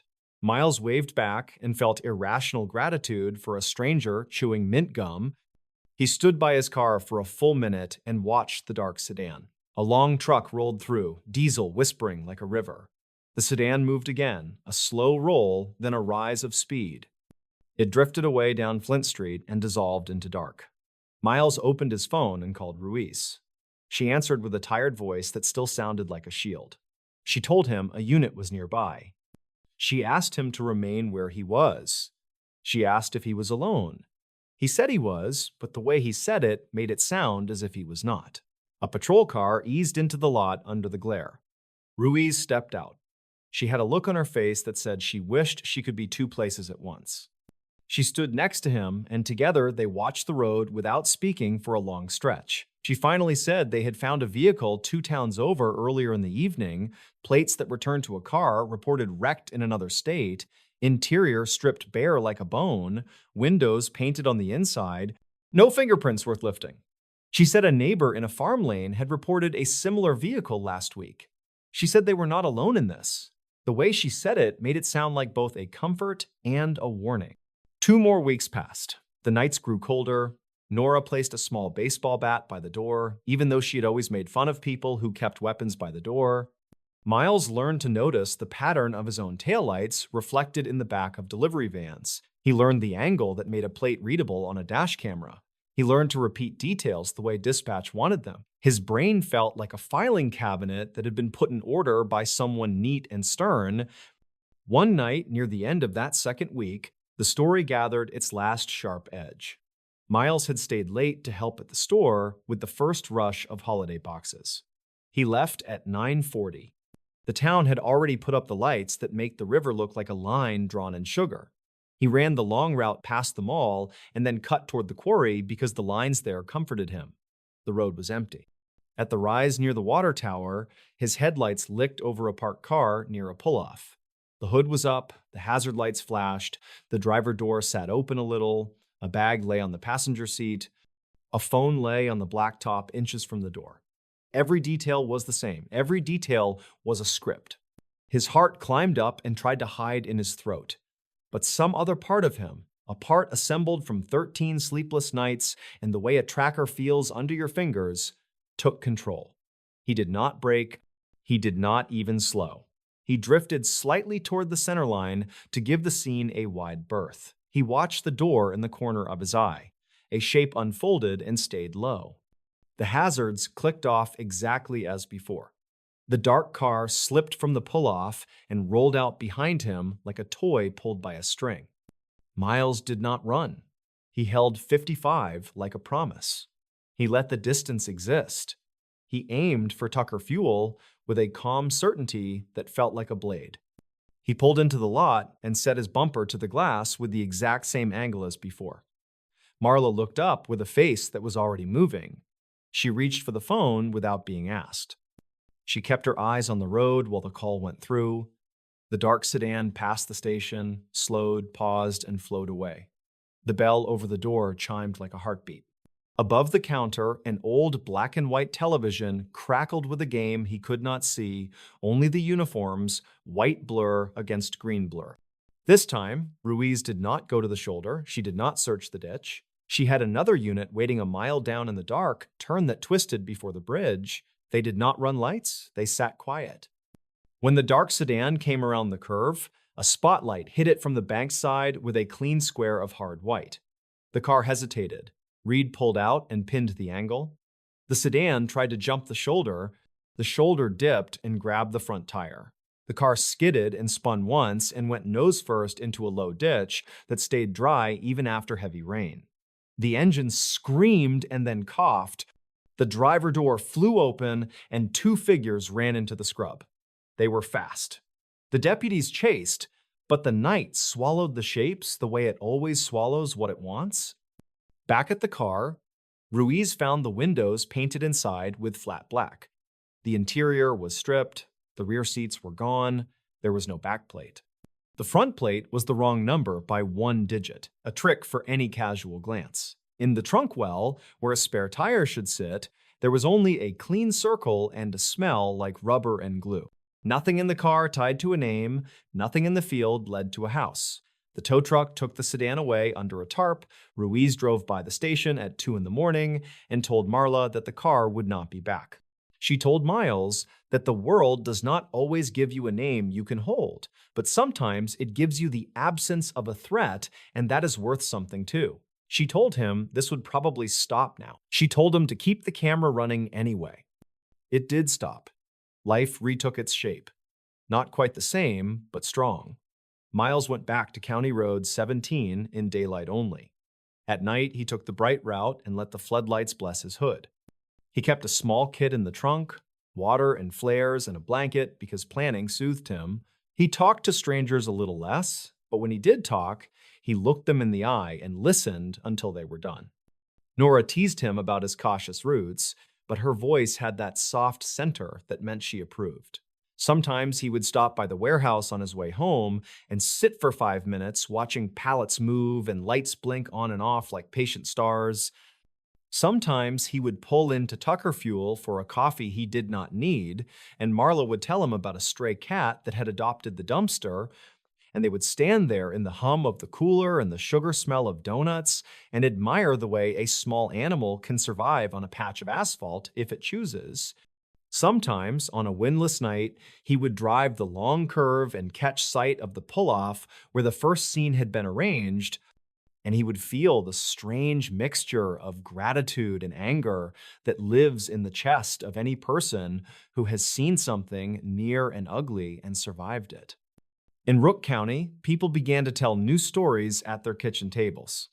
They told each other to drive to the light. They told each other to trust their gut. They told each other that help is real, but so are traps, and that both truths can live in the same night. They said the deputies had done good work. They said the night feels different now, but different can mean safer if you do not let fear steer the wheel. One evening in late fall, a thin rain fell, and the river ran high. Miles left the store at 9:40 again and took the bright route by habit. The dash camera winked its red light. He crossed the bridge and felt the tires roll easy on wet lines. At the warehouse corner, a long truck stood still with its hazard lights ticking. A young driver waved with both hands. Miles felt his chest tighten, then felt at ease. He pulled near, not too near, and stayed inside the car while he called the number from the sticker on the truck door. The dispatcher answered and sent a service unit. The driver put his hands up to say thank you and stayed by his cab. No one unfolded from the dark. No one bumped a bumper. A service truck arrived, and the night resumed its plain shape. Miles took a breath that went all the way down. He drove home and sat for a moment with the engine off in the driveway, listening to the tick of cooling metal and the soft, tired rain. Later that night, he stood by the kitchen sink and watched the street through the little diamond window. The porch light made a pale coin on the step. A neighbor walked a dog that wore a tiny raincoat. Somewhere down the block, a television laughed. He thought about how close a person can come to something mean without seeing its name. He thought about a simple rule that had saved him: drive to the light, and he felt a quiet swell of thanks for Marla and for Ruiz and for every forklift operator and truck driver who has ever made a parking lot bright for a stranger at the edge of panic.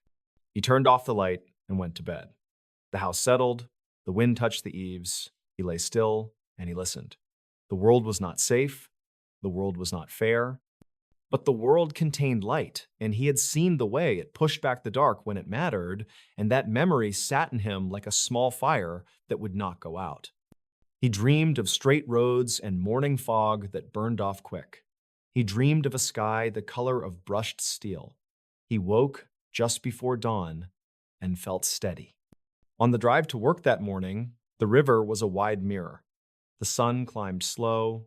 The blue sedan held the lane like a faithful horse. He passed the spot near the water tower and did not look too long. He passed Tucker Fuel and waved to Marla, who had propped the door with a brick for the fresh air. He pulled into the lot behind the hardware store and sat for one last quiet moment before unlocking the back door. He looked in the mirror at his own face, older by a notch, sharper in the eyes, and he nodded once, as if to mark the change and accept it. A normal drive had become a real-life nightmare. It had also become a reminder, the kind that hurts and teaches in the same breath. He had listened to the voice that said, "Keep moving toward the light." He had learned the shape of danger on an American two-lane road. He had learned that help is often just a door and a bell and a person who looks up and cares enough to move. He had learned that some nights you choose the route with cameras and forklifts and floodlights, and that choice is not fear, that choice is wisdom. He took the keys from his pocket, felt the small weight, and went inside to start the day. The basement that should have stayed locked. The house at the corner of Maple Street had a way of shrinking the world around it. The sycamores leaned close over the roof. The sidewalk dipped as if the ground itself did not want to pass in front of the porch. Even in summer, when the rest of town hummed with lawnmowers and late baseball games and the soft pulse of cicadas, that address seemed to breathe in a different rhythm. People crossed the street without thinking. Eyes forward, steps quick. They said it was a shame about the Kellers. They said it was better not to dwell on things that would not come back. Before we begin, tell me, where are you listening from and what time is it there? Thomas moved to town at the start of a thick, humid stretch, the kind of air that left fingerprints on glass. He rented a basement apartment behind the old laundromat on Birch Avenue and took a night job stocking at the big box store by the highway. It suited him to work while the town slept. Less traffic, fewer faces to read. He told himself he liked the quiet of empty aisles and the steady logic of boxes that needed to be where they belonged. On a Tuesday after midnight, he cut down Maple on the walk home, backpack slung on one shoulder, shoes whispering against the cracked pavement. There was nothing unusual about the night at first. A single porch light, 3 houses away, a distant train horn sliding through the humid dark. He would remember with certainty the exact moment his feet stopped. It was 12:41 a.m. He checked his phone because the time felt like a pin fastening a page to the wall. In the dirt strip beneath the Keller house windows, a thin rectangle of glass at ground level exhaled a second of light from below. Not a passing car, not a reflection. It pulsed once, pale and cold, and died. He kept walking for 6 steps, told himself it was an appliance dying, a battery coughing its last breath. He turned at the end of the block and came back. The light flashed again from the cellar window, a longer glow, a little brighter, as if something below ground struck a match and held it close to stone. He listened then. The night seemed to hold its breath with him. 3 heartbeats, then a knock from beneath the earth. 1 knock, a pause, a second. The sound traveled through the dirt and into his legs. He told himself a raccoon had gotten into the crawl space. He told himself the stories were small-town shadows stretching for attention.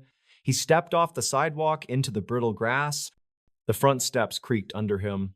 The rusting handle turned with a tired sigh. Inside, the smell hit him. Wet paper, cold iron, a memory of bleach that had never reached the places that mattered. The hallway pressed in. Wallpaper peeled like old bandages. A fan of dust trembled in his phone light. He moved past a living room that still held a couch in a shape that remembered backs and elbows. He moved past a dining room where the table wore a skin of gray and the chandelier hung 1 bulb short like a missing tooth. He found the basement door at the end, a door different from the others. Heavy planks, newer than the rest of the wood. A thick chain threaded through iron eye plates. A busted padlock with teeth marks of rust. He put his ear to the seam. The cold rolled out through the slit and slid over his face. The knock came again, close to where his ear pressed. He flinched. The chain rattled. He pulled the door an inch, and the basement pulled back with a breath he could feel but not hear. The stairs were narrow and damp. Stone walls waited below, black where water wept. He took each step with the flat of his foot, testing for rot. The beam of his phone shivered. It brushed old jam jars on a shelf seeded with white dust. It found a workbench, a coil of rope, a saw with a smile of missing teeth. It found the walls, symbols carved into stone, not careful or pretty, hard and fast, deep where the chisel slipped, circles with tails, lines joined in knots. Rough figures standing in groups of 3. Some of the marks were dark with something that had dried and once had weight to it. He said his own name inside his head as a way of not saying the word leave. He swept the light in a slow arc, and there on a table, warped by damp, lay a leather-bound book the color of old coffee. He touched it. The cover stuck and then let go. The first pages were full of the same figures he saw on the walls. Then writing began. English that tilted up to the right. He read a line and did not understand. He read the next and did. Keep it locked. Do not open. Keep it locked and it will not leave the hole. Keep it locked and it will not know your name. The scratching started above him, a long rag of sound drawn slow over wood. He pointed the light up the stairs. The door at the top trembled as if a draft breathed through the house. The scratching crossed the door. It became a pushing. The chain groaned. He grabbed the book and backed toward the far wall, where 2 cinder blocks looked new against the age of the stone. He saw then a patch the size of a window that had been bricked over with unusual care. Mortar smoother than the rest. No gaps, no cracks. He felt a small wind where no wind should be, and the phone light flicked once. He held the book like a shield and moved. He reached the stairs by feeling with his shins. The chain lifted and rattled as if hands unseen were testing it from the other side. He shoved the door with his shoulder and swung the chain back into place. He pressed his palm flat to the wood. It pressed back with a softness like the throat of a sleeping animal. He did not run out of the house. He walked because running would have turned the hallway long as a tunnel and the porch a mile away. Outside, on the sidewalk, he swallowed the warm night like medicine. He held the book under his arm and did not look back until he reached the corner. When he did look, the basement window was dark again. He told himself out loud that he would return the book the next day. He told himself he did not believe anything the book needed him to believe. He lived with the book on his small kitchen table because placing it anywhere else made the apartment lean. He made coffee and put the book beside the mug. He slept in the early morning and dreamed of wooden stairs under a lake at 3:17 p.m. As he folded a shirt, he heard a thud in the floor, soft like a hand laid flat against a door from the other side. He froze. He told himself a truck outside had bounced over a pothole and the sound had traveled through the concrete. He waited. 10 seconds. Then another soft thud from under the kitchen linoleum. He stepped backward and regretted that his apartment was below ground level. He stepped backward again, and his heel touched the carpet runner that led to his own basement door. He stood at the top of his stairs for a long time with his palm on the knob and the book under his arm. The thud did not come again. He told himself he had imagined it. He told himself that the sound under his feet belonged to pipes and old buildings and air. That night at work, he stacked boxes of toothpaste and bleach and dog food, and the aisles felt longer. At 2:08 a.m., his supervisor asked if he was all right. He said he was fine and realized the words had the weight of someone trying to remember whether they had turned off the stove. By Friday, he had read enough of the journal to understand the shape of the story without the dates he chose not to see. The Kellers had bought the house and learned immediately not to spend time in the basement. The writing made small circles around details and then slid off. They heard things. They saw light where there should not be light. They slept with the windows locked, even in heat. The handwriting changed halfway through the book. The second hand pressed harder, the loops taller, as if the letters needed to take up more room to be louder than the sound from beneath. Keep it locked. Do not put your ear to the door. Do not say your name at the top of the stairs. If you step down with a partner. Do not argue on the stairs. The last page before the leather cracked into the binding had a list. Fix the hinge on the chain plate. Replace the lock when the moon is full. Fill the gap under the door with salt and sugar. When it whispers the names of your dead, do not answer. When it says it is cold, do not answer. When it says it will be quiet if you let it breathe, do not answer. On Saturday morning at 10:27, the metal chair at his kitchen table trembled as if a truck passed outside. The walls did not shake, the glass in the cabinet did not clink, only the chair. He lifted the seat and found 3 grains of coarse salt lined up as if someone had placed them there on purpose. He thought of a prank he could not explain. He swept the grains into his palm and threw them into the sink. That night at 3:03, the radio in his bedroom turned on by itself and hissed a long breath of static. The sound rose and fell. Not a station, not a pattern that made sense. It felt like listening to someone breathe through their teeth on the other side of a heavy curtain. He went to the library because daylight often reduces the size of things in the mind. The local history corner, tucked by the genealogy shelves, held a rolled map of the town from before the highway. A librarian with a name badge that said Mara showed him the index cards for property deeds. He found Keller in pencil and someone else before them, and a gap after. He found a smaller box of clippings that smelled of old basement and lemon cleaner. One article mentioned a boy lost near the river. Another followed a string of break-ins where nothing was taken except photographs from frames. A short column explained that the church on Cedar had once tried to organize a community prayer at the Keller house, but canceled when 2 of the volunteers fell ill on the front steps. The paper avoided words like curse. It used words like unfortunate and ongoing. The librarian lowered her voice to ask if he had known the family. He said no. He asked if anyone had been allowed into the basement when the house was boarded.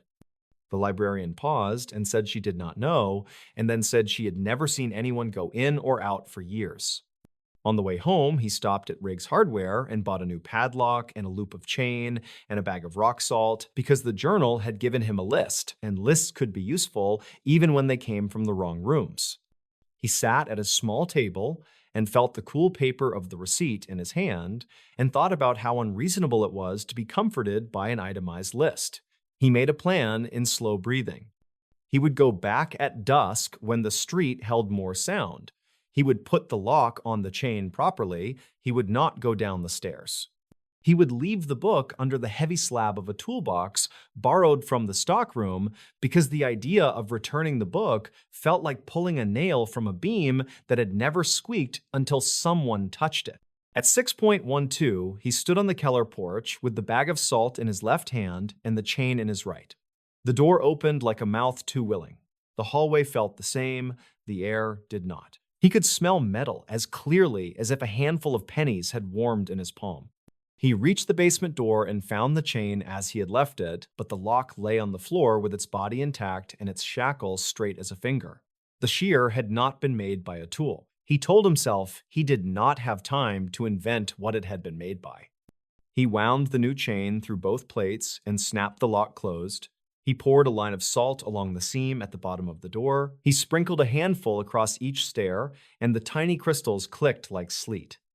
He kept his breathing slow and shallow because he could hear his own breath, and he did not want to hear anything else inside his breath. He left the house and walked to the end of the block and turned around in the middle of the street. He wanted to see whether anything about the house had changed now that he had done something inside it. The sky was a bruised blue, the windows were dull eyes, a single mosquito drifted around his knee, and then the basement window flashed again with a colder light than fluorescent bulbs or phones. He took a step back. The light winked out.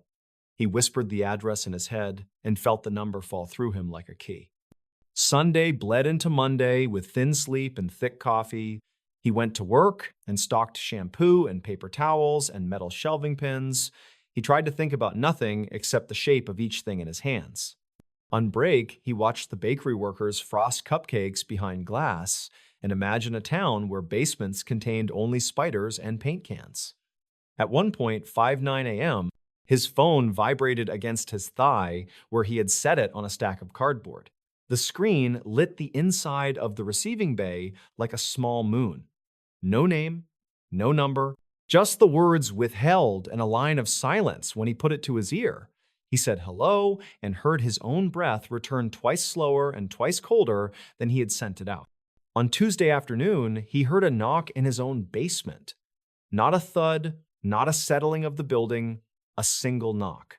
Then another, the same 2 count as the house on Maple. He walked down his own stairs with the book tucked next to his ribs. The air smelled of dust and laundry soap and something a little sour that might have been old water. He stood with his hand on the light chain, but did not pull it. He told the basement he could hear it. He told the basement he would not open the door at Maple again. He said his own name softly in the middle of a sentence because words can carry names when you slip them safely. At 3:07 a.m., he woke to the radio. Hiss again. And this time, the static had a pattern, like words muffled under a blanket. He listened and told himself what he heard was only the shape of language and not language. Then a word formed that he knew to be his name, even though it did not sound like his name spoken by any person he had ever met. It sounded like someone had written his name on a piece of paper and set that paper on a table and dragged a fingernail under the letters over and over until the paper had worn thin. He took the book to work because he did not want it in the apartment while he slept, and he did not want it in the locker in the break room where other hands might open it. During the quiet part of the shift, he sat on a forklift with the book on his lap and read. The later pages were not entries. They were sentences, like nails.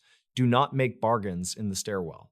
Do not agree to anything from the landing. It will tell you that it is not your problem. It will tell you that the ones who kept it locked were cruel. It will tell you that the light in the window means it is weak. It will tell you that if you open the door, it will leave through the front and never return. When you hear it say a name you knew once, understand that it is not that voice and that the person it belongs to is not on the stairs waiting for you to help. He decided to ask someone in uniform for advice, not help. Advice seemed smaller. He walked into the police station on Wednesday, just after noon, and asked at the front desk whether there had been calls about Maple Street. The desk sergeant put his elbows on the counter and said people called about that block every few months, kids and dares and noises. He wrote down the address and nodded to a map on the wall and said a patrol car would swing by. The sergeant asked whether Thomas was a relative of the previous owners. Thomas said no. He said he was concerned about a vacant property and the possibility of people getting inside. He did not mention the journal. He did not mention the marks on the wall. He did not mention how sleep had begun to feel like a room with an unlocked door facing downhill. Later that day, he met Nolan from the stockroom for coffee at the diner with the neon clock in the window. The server called them honey and set down 2 mugs and a plate with pie that tasted like nutmeg and sugar. Thomas told him enough of the story that Nolan's eyes got wide and then smaller, and then Nolan laughed and said a man has to find a better hobby than breaking into houses. Thomas smiled because the conversation felt like folding a blanket neatly after a storm. Nolan said he would walk past the place with him after work for a thrill. Thomas said no very quickly and then softer. Nolan shrugged and said he did not scare easily. Thomas said it was not fear that mattered, it was attention. Some places grew when you looked at them. That night, after the shift ended, they did not walk down Maple. They took Birch and went directly to their apartments. Thomas watched through the blinds until he saw Nolan's living room light come on 2 buildings down. He let his breathing go long and slow. At 2:26 a.m., a thud shook the thin wall between Thomas and the laundry room. Then a sound like someone dragging cardboard across concrete. He stood, and the floor felt like the deck of a boat. He pressed his palm to the wall, and the wall hummed like a tuning fork. He thought of the bricked patch in the Keller cellar and the way the mortar had looked newer, even though nothing in that house should qualify as new. At 2:31 a.m., he heard footsteps on Birch. 2 sets, one heavier and one soft and quick. He looked through the blinds again. Nolan walked fast toward Maple with his phone held like a lantern. Beside him, a shorter shape kept pace. Thomas pulled on shoes and grabbed nothing else because everything else felt like it would slow him down. By the time he reached the corner, Nolan was already on the front steps with the door open, and the shorter figure had slipped inside. Thomas swallowed the taste of metal and followed. The hallway did not so much welcome them as forget to stop them. At the basement door, the chain lay in a loose curve on the floor, and one end of it was black as if it had spent time in smoke. The door leaned off its swollen frame, and in the gap, Thomas could see the top 3 stairs like vertebrae in a spine. Nolan said he had heard his sister's voice on the phone. He said the voice had stopped speaking when he stood near his kitchen sink, and then he had heard it at his back, as if the phone had turned into a mouth. He said she had sounded like she had when they were little and scared on storm nights. He said she had asked him whether he remembered the basement of their childhood home and the way he would count the steps out loud to calm her. He said he had come to count these steps and make a joke of it. He said he would call her as soon as he showed the scary old house that he could walk downstairs without shaking. The shorter figure that had slipped inside had gone down ahead of him. Thomas did not see it then, in a way his mind would let him examine. He would decide later that there are shapes meant only to be noticed by the back of the eyes. He reached out and placed his palm on Nolan's forearm. The skin was cold, as if he had been outside in winter. Nolan looked at him, and the look was the look of a man who has already decided to do a thing and is only waiting to be allowed to begin. Thomas saw the strange softness in the corners of his mouth. He said they would stand on the landing only. He said they would count to 10 and then go up again. He said they would not say any names. He said they would not answer anything they heard. They stepped down. The air on the stairs did not feel like cold air. It felt like the absence of a smell and the absence of warmth and the absence of a sound hitting a wall and returning. The light from their phones found the same jam jars and the same workbench and the same carved symbols. It found the bricked patch. It found scuff marks in the dust where something had traced a circle around the table and then stopped and then traced a circle in the opposite direction. The radio hiss came from nowhere and everywhere. Under it, other noises rose like small things in a drawer trying to slide to the front. They stood on the landing. They counted. 1 to 10 took longer than it should and shorter than they wanted. As they reached 9, a voice rose from the bottom stair, thin with distance but near as breath. It said a word like help, elongated to twice the length that word normally wears. Nolan's face changed like a surface when a reflection moves across it. Thomas gripped Nolan's forearm where the pulse tapped hard. He said the list in the book again. Do not answer. Do not bargain. Do not take a single step down after you promised yourself you would not. At 9.5, the voice said a different sound. Not help. A nickname Thomas understood to belong to a boy in a kitchen long ago.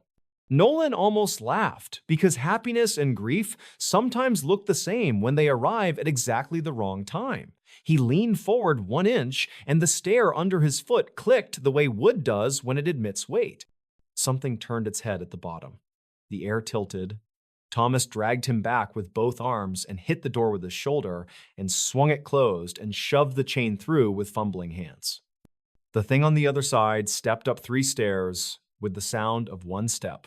The door pushed against his back like a slow wave. The chain pulled against the plates. The lock took his shaking and held. He and Nolan stood with their foreheads almost touching because there was nowhere else to look. Nolan's eyes watered as if he stood in bright sunlight. The pushing against the door stopped, but the sound did not. The sound became a long, soft rubbing against wood. Then nothing. Then a knock. The same one, and then 2. The heavy breath passed into the hall and receded. He did not listen at the seam. He walked backward with the book tucked to his chest and the lock pinched in his fingers like a coin. Outside the night was not a relief. The sky hung still as the inside of a cupboard. They walked without speaking to Birch. When they reached Nolan's building, he said he would call his sister. He said he would not tell her where he had been. His mouth trembled like the waterline of a lake when a boat has long gone by. Thomas nodded and did not say, "Be careful," because words turn into loose nails when you need beams. He went home and sat on his kitchen floor and leaned his head against the cabinet.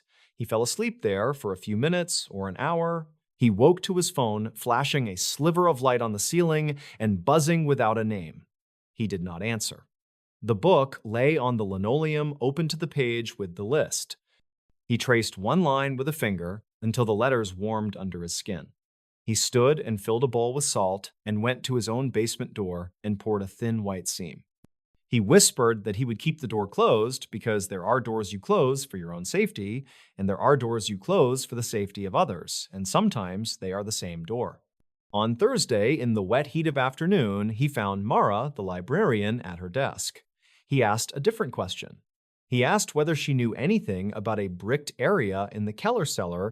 She swallowed and said she did not, and then she did the thing a helpful person does when small talk is no longer a good coat. She said her uncle had done drywall for the town years ago and had gone to the Keller place once. He had refused to step below the top stair. He had come home and said he had felt a small wind blowing on his fingers from under the door like the breath of something close to the floor. He had said a family before the Kellers had built a wall to hide a well that had once been in the cellar, a well that did not lead to groundwater, a well that led to something else. The town had filled wells before. Old ones that calves fell into or that swallowed loose ash. They had never filled that one with dirt. They had put stones and boards across it and then built a wall to force themselves to forget. Thomas thanked her and walked out into sun that felt like heavy milk. He bought a sledgehammer and a chisel at the hardware store because doing nothing had begun to feel like opening a door by standing very still near it. He told himself he would go at first light when the birds made a lot of honest noise. He told himself he would knock 3 bricks out and then decide what next to do. He told himself that breaking open the seal would be the first step to resealing it properly. He did not tell himself that people who open things often believe closing them will be much easier than it is. At 5:1 a.m. on Friday, he stood on the stairs to the Keller cellar with the sledge in both hands. He took 2 steps down and stopped because the air below smelled like wet pennies and old paper. He took 1 more step and planted his feet as if he stood in a canoe. He swung the sledge in a small, controlled arc because there was nowhere to widen. The head met the brick with a noise that felt like biting down hard on a fork. A shard dropped and skittered across the floor. He swung again. Mortar dust rose and lived in his nose and throat. A third swing loosened a brick the size of his hand. He pried it out and set it down, and his skin did not want to release it. The hole was a mouth as high as his shin and as wide as his palm. He put his ear near, but not to it. He heard nothing at first. He heard a sound, then like distant wind through trees. He realized there were no trees underground. He realized the sound was very quiet and very close, and not wind. He widened the hole by one more brick because stopping at one felt like a kind of insult that would be answered in a language he did not speak. Through the opening, the dark was not flat. It bent inward like the first step into an elevator shaft. A small rush of cold kissed his knuckles. The smell of iron deepened. He lifted his phone and put the light to the gap. The beam went 5 feet down and then met a shape that reflected light like wet glass. Water lay in a still black circle, waiting for the phone light to land on it so it could pretend to be the sky. A ring of old wood ended where the water began. Iron spikes rimmed the wood like teeth that had lost some but not all of their neighbors. They were wired together with thin strands of dark metal. Small bells dangled on 2 of the wires. He had seen such bells tied to doorknobs at Christmas in houses that wanted to be visited. Here, they were a warning for the inside, a stop for the upward motion of anything that wanted to climb. He heard then a note from one of the bells, so soft he might have dreamed it while awake. Not a jingle, a tart, faint sound like the first sound a glass makes when a finger finds it. He felt the stair under him tilt a hair. He stepped back and hit the wall with his shoulder, and the sledge swung low and knocked the edge of the table, and the leather book slid an inch and settled. He wanted to put the bricks back with gentle hands. He wanted to push them into place like the way you tuck a child into bed. He realized with a clarity that hurt that the wall had not been built to keep people away from the well. It had been built to make time pass more smoothly above it. He whispered, "Keep it locked," and the words did not feel like superstition. They felt like a simple instruction for a tool with teeth. He placed the first brick and the second, and his breath shortened as if he had been running. The mortar he had brought in a plastic tub went on with a butter knife, and the work looked clumsy and young next to the smooth line he had broken. He set the third brick and tapped it and heard the bell below speak again. It sounded like laughter that had not learned the joke. The room changed then, the way a room changes, when another person steps into it behind you. He felt a small pressure at his lower back that might have been cold air climbing. He stood, and the phone light swung and found a wet track on the floor, leading from the bricked patch to the foot of the stairs, and then stopping as if a careful stopper had put a palm down and said no farther for now. He lifted the salt bag and poured a thick ribbon across the track. The grains hung in the air for a half second as if tasting, and then fell.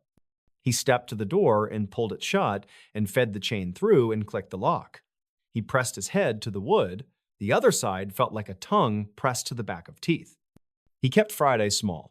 He sat in his apartment with the radio unplugged and the book on top of the refrigerator because the higher the object, the less likely it felt to reach up. At 3 a.m. The floor knocked under his feet twice. He said he heard it. He said he was not answering. He said his name inside a word that did not belong to him. Saturday felt like walking through someone else's house while they slept in the next room. At one point, 04 p.m., the laundromat dryer, 2 doors down, stopped mid-cycle and no quarters fell through the slot. He heard a sound like someone blowing across the mouth of a bottle. He ate a sandwich without tasting it. He fell asleep at 7 and woke at 11 because the building sighed. And then he realized that he had not heard the building sigh so humanly before. He walked to Maple and stood across the street in the empty midnight like a piece of furniture on the curb. The house wore its shadow evenly. A stray cat moved across the yard and did not glance at the window well. He went home and sat at the table and turned the book to the last page again. In pencil so faint he could have missed it, a final line waited. If it leaves the hole, it will not want to go far at first. It will want a basement with stairs. It can count. It will want a place. It can learn the shape of your footsteps. It will want to know the names you say when you are too tired to think. Give it none. Give it nothing. Give it back the dark. On Sunday evening, a storm rose the way summer storms do, angry in the distance and then in the living room all at once. Rain hit the sidewalk like rice, lightning pressed white against the blinds. The basement under his apartment breathed cool and close, as if the storm had opened something in it. He considered calling someone and could not think who. He tried to imagine how he would explain a well that did not want water. He told himself he would give it back the dark, and he picked up the hammer he kept near his own door and the bag of salt and the book, because the book had been with him for each hour that mattered, and that kind of company counts for something.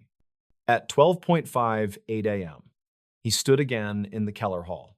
The chandelier strained with a seam of light from the storm. The basement door looked bigger, and at the same time tight with its own edges. He placed the book on the first stair because some objects understand where they should be set. He ran his palm along the chain. He touched the lock. The wood felt dry under his hand even as rain sang outside. He opened the door only enough to breathe. He spoke to the dark the way you speak to a dog that is backed under a bed. He said he would bring bricks and new mortar tomorrow at noon. He said he would finish the job before the next sun slid down. He said he would not listen to anything but the sound of the trowel and the bell and his own counting. He said he would not be fooled by names in familiar shapes. The next morning, at 11:02, he stood in the aisle at Riggs and bought 2 bags of mix and a new trowel and a pair of gloves. The kid at the counter asked if he had a project. He said yes and then laughed because the word project landed like a paper airplane in a place where there was no air. He carried the buckets to Maple in 2 trips and felt each trip cut through the heat. He set the first bucket on the porch and then turned back for the second. When he looked again after crossing the street, the bucket had shifted an inch to the left toward the door. He did not go to it quickly. He walked slow and placed the second bucket next to the first, and both were still. He told himself that the porch was uneven and the wood had remembered how to be a ramp in rain. Before he could begin, he saw Deputy Hawkins step out of a cruiser and lift a hand. The deputy had a face that looked older when he was listening. He said there had been a noise complaint last night from 2 streets over. He asked whether Thomas was a contractor. Thomas said no. He said he was a neighbor. The deputy said the town was thinking of condemning the house for real this time and clearing the lot because of kids and fires and liabilities. He said they would get a crew in the next month. He asked whether Thomas had been inside. Thomas looked at the buckets. He looked at the deputy. He said the house had a problem, and it was old, and it did not save receipts. The deputy studied him the way a man studies a map he does not trust. He said to be careful and to call if he saw anyone else trying to go down there. He said the last thing he needed was a group of teenagers going missing because they like a dare. He drove off slowly, watching his mirrors. Thomas worked. He worked in the way that gets inside the skull and quiets it. He pulled 3 bricks and scraped the hole smooth and widened it to square. He looked down and saw the bells waiting like sleeping birds. He poured the first thin wall of mix and set in a brick and pressed. He heard a tiny note from the bell and set the next brick and pressed. He counted the seconds on his phone and pressed again. He waited for the line to take. He spread more and pressed, and when the sound came again, he said he did not hear it.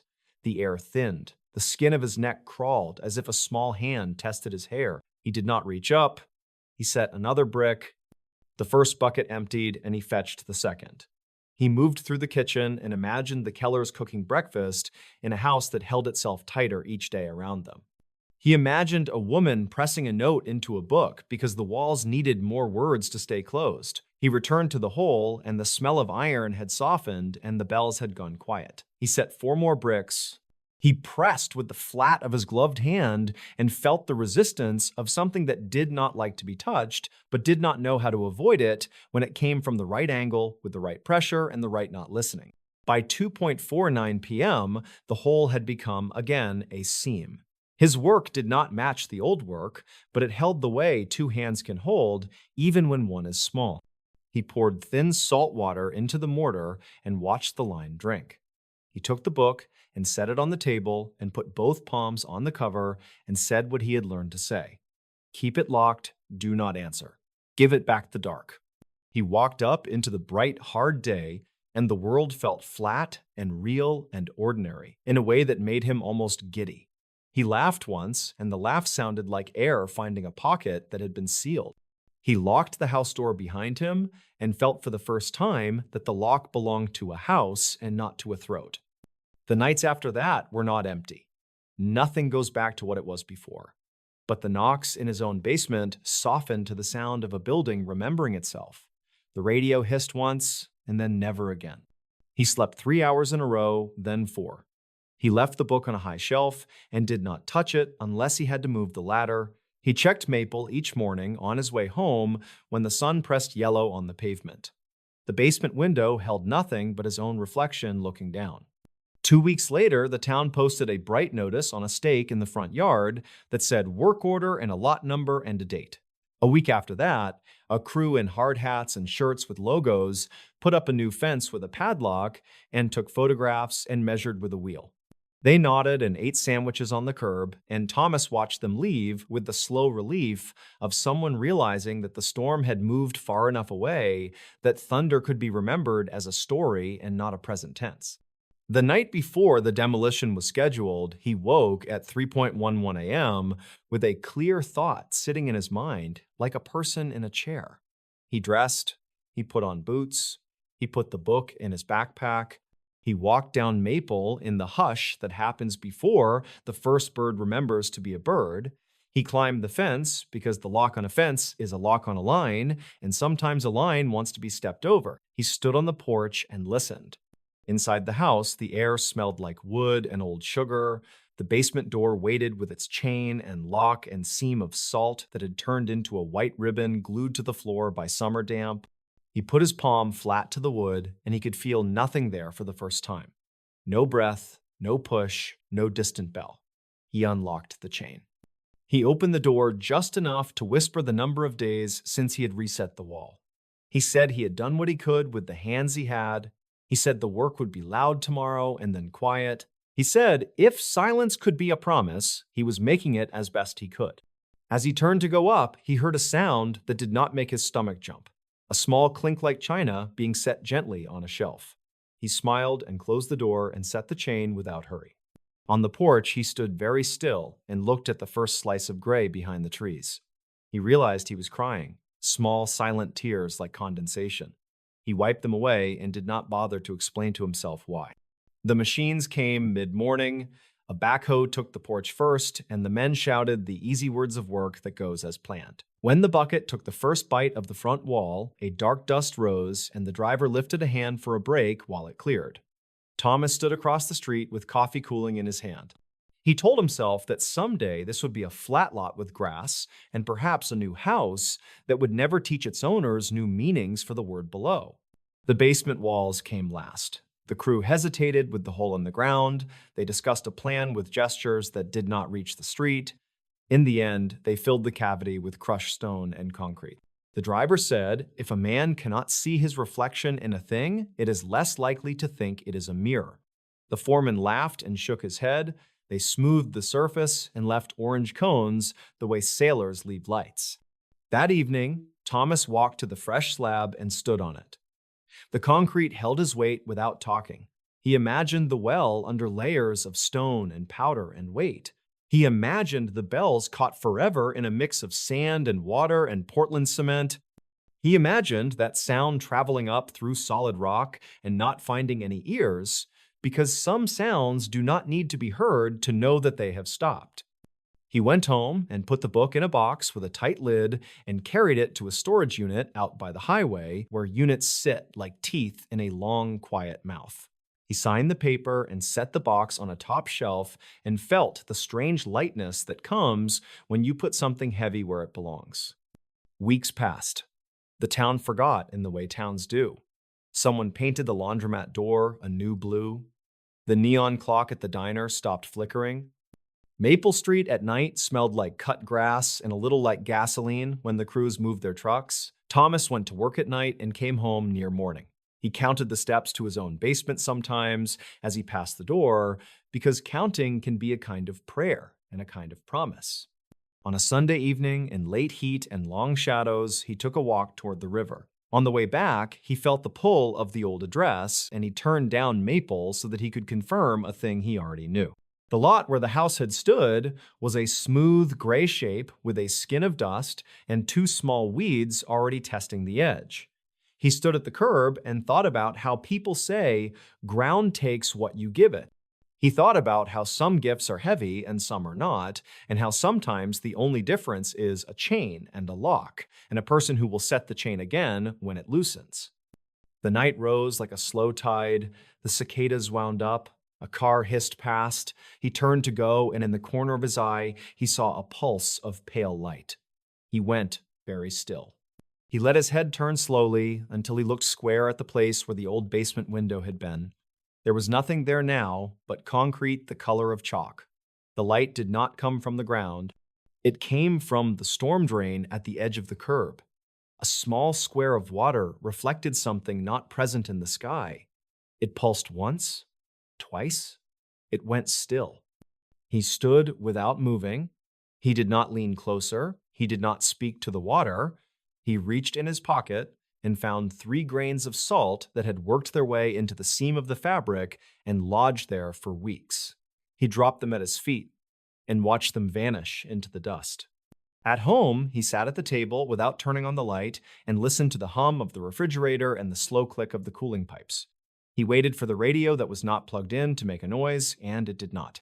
He slept and dreamed of a field covered in frost that did not melt when the sun rose. He woke at 6:12 a.m. exactly without an alarm, and knew that sometimes a thing stays locked because a person decides each day to keep it that way. He did not go back to the storage unit for a long time. When he finally did, the box on the top shelf was as he had left it. He brought it down and set it on the concrete floor and touched the lid and then left it closed. He lifted the box and put it back in its place, because some stories work better as weight than as words. He walked out into heat that smelled like tar and rain. He breathed and felt the breath go all the way in and all the way out without catching on a nail or a bell or a stair. He went home on Birch and stepped over his own basement door the way a person steps over a sleeping dog. He remembered the list and understood that it was not a list of rules. It was a list of choices a person could lay out each day like tools. He turned on the coffee. He waited for it to finish. He stood and listened to nothing that he did not invite. He said a sentence without names and without bargains. He said the simple truth of the street and the house and the whole. Some doors must stay closed. Some doors are not doors. The basement on Maple taught him both. He keeps that lesson like a lock in the pocket of whatever he wears, cool to the touch, easy to hold, heavy enough to matter. And on nights when the air goes too quiet, he looks toward the part of town where concrete lies like a lid, and he counts to 10 very slowly, the way a person might count steps in the dark. He keeps counting until morning touches the windows. He keeps counting until the house inside him stays locked. He keeps counting until the world answers with nothing at all.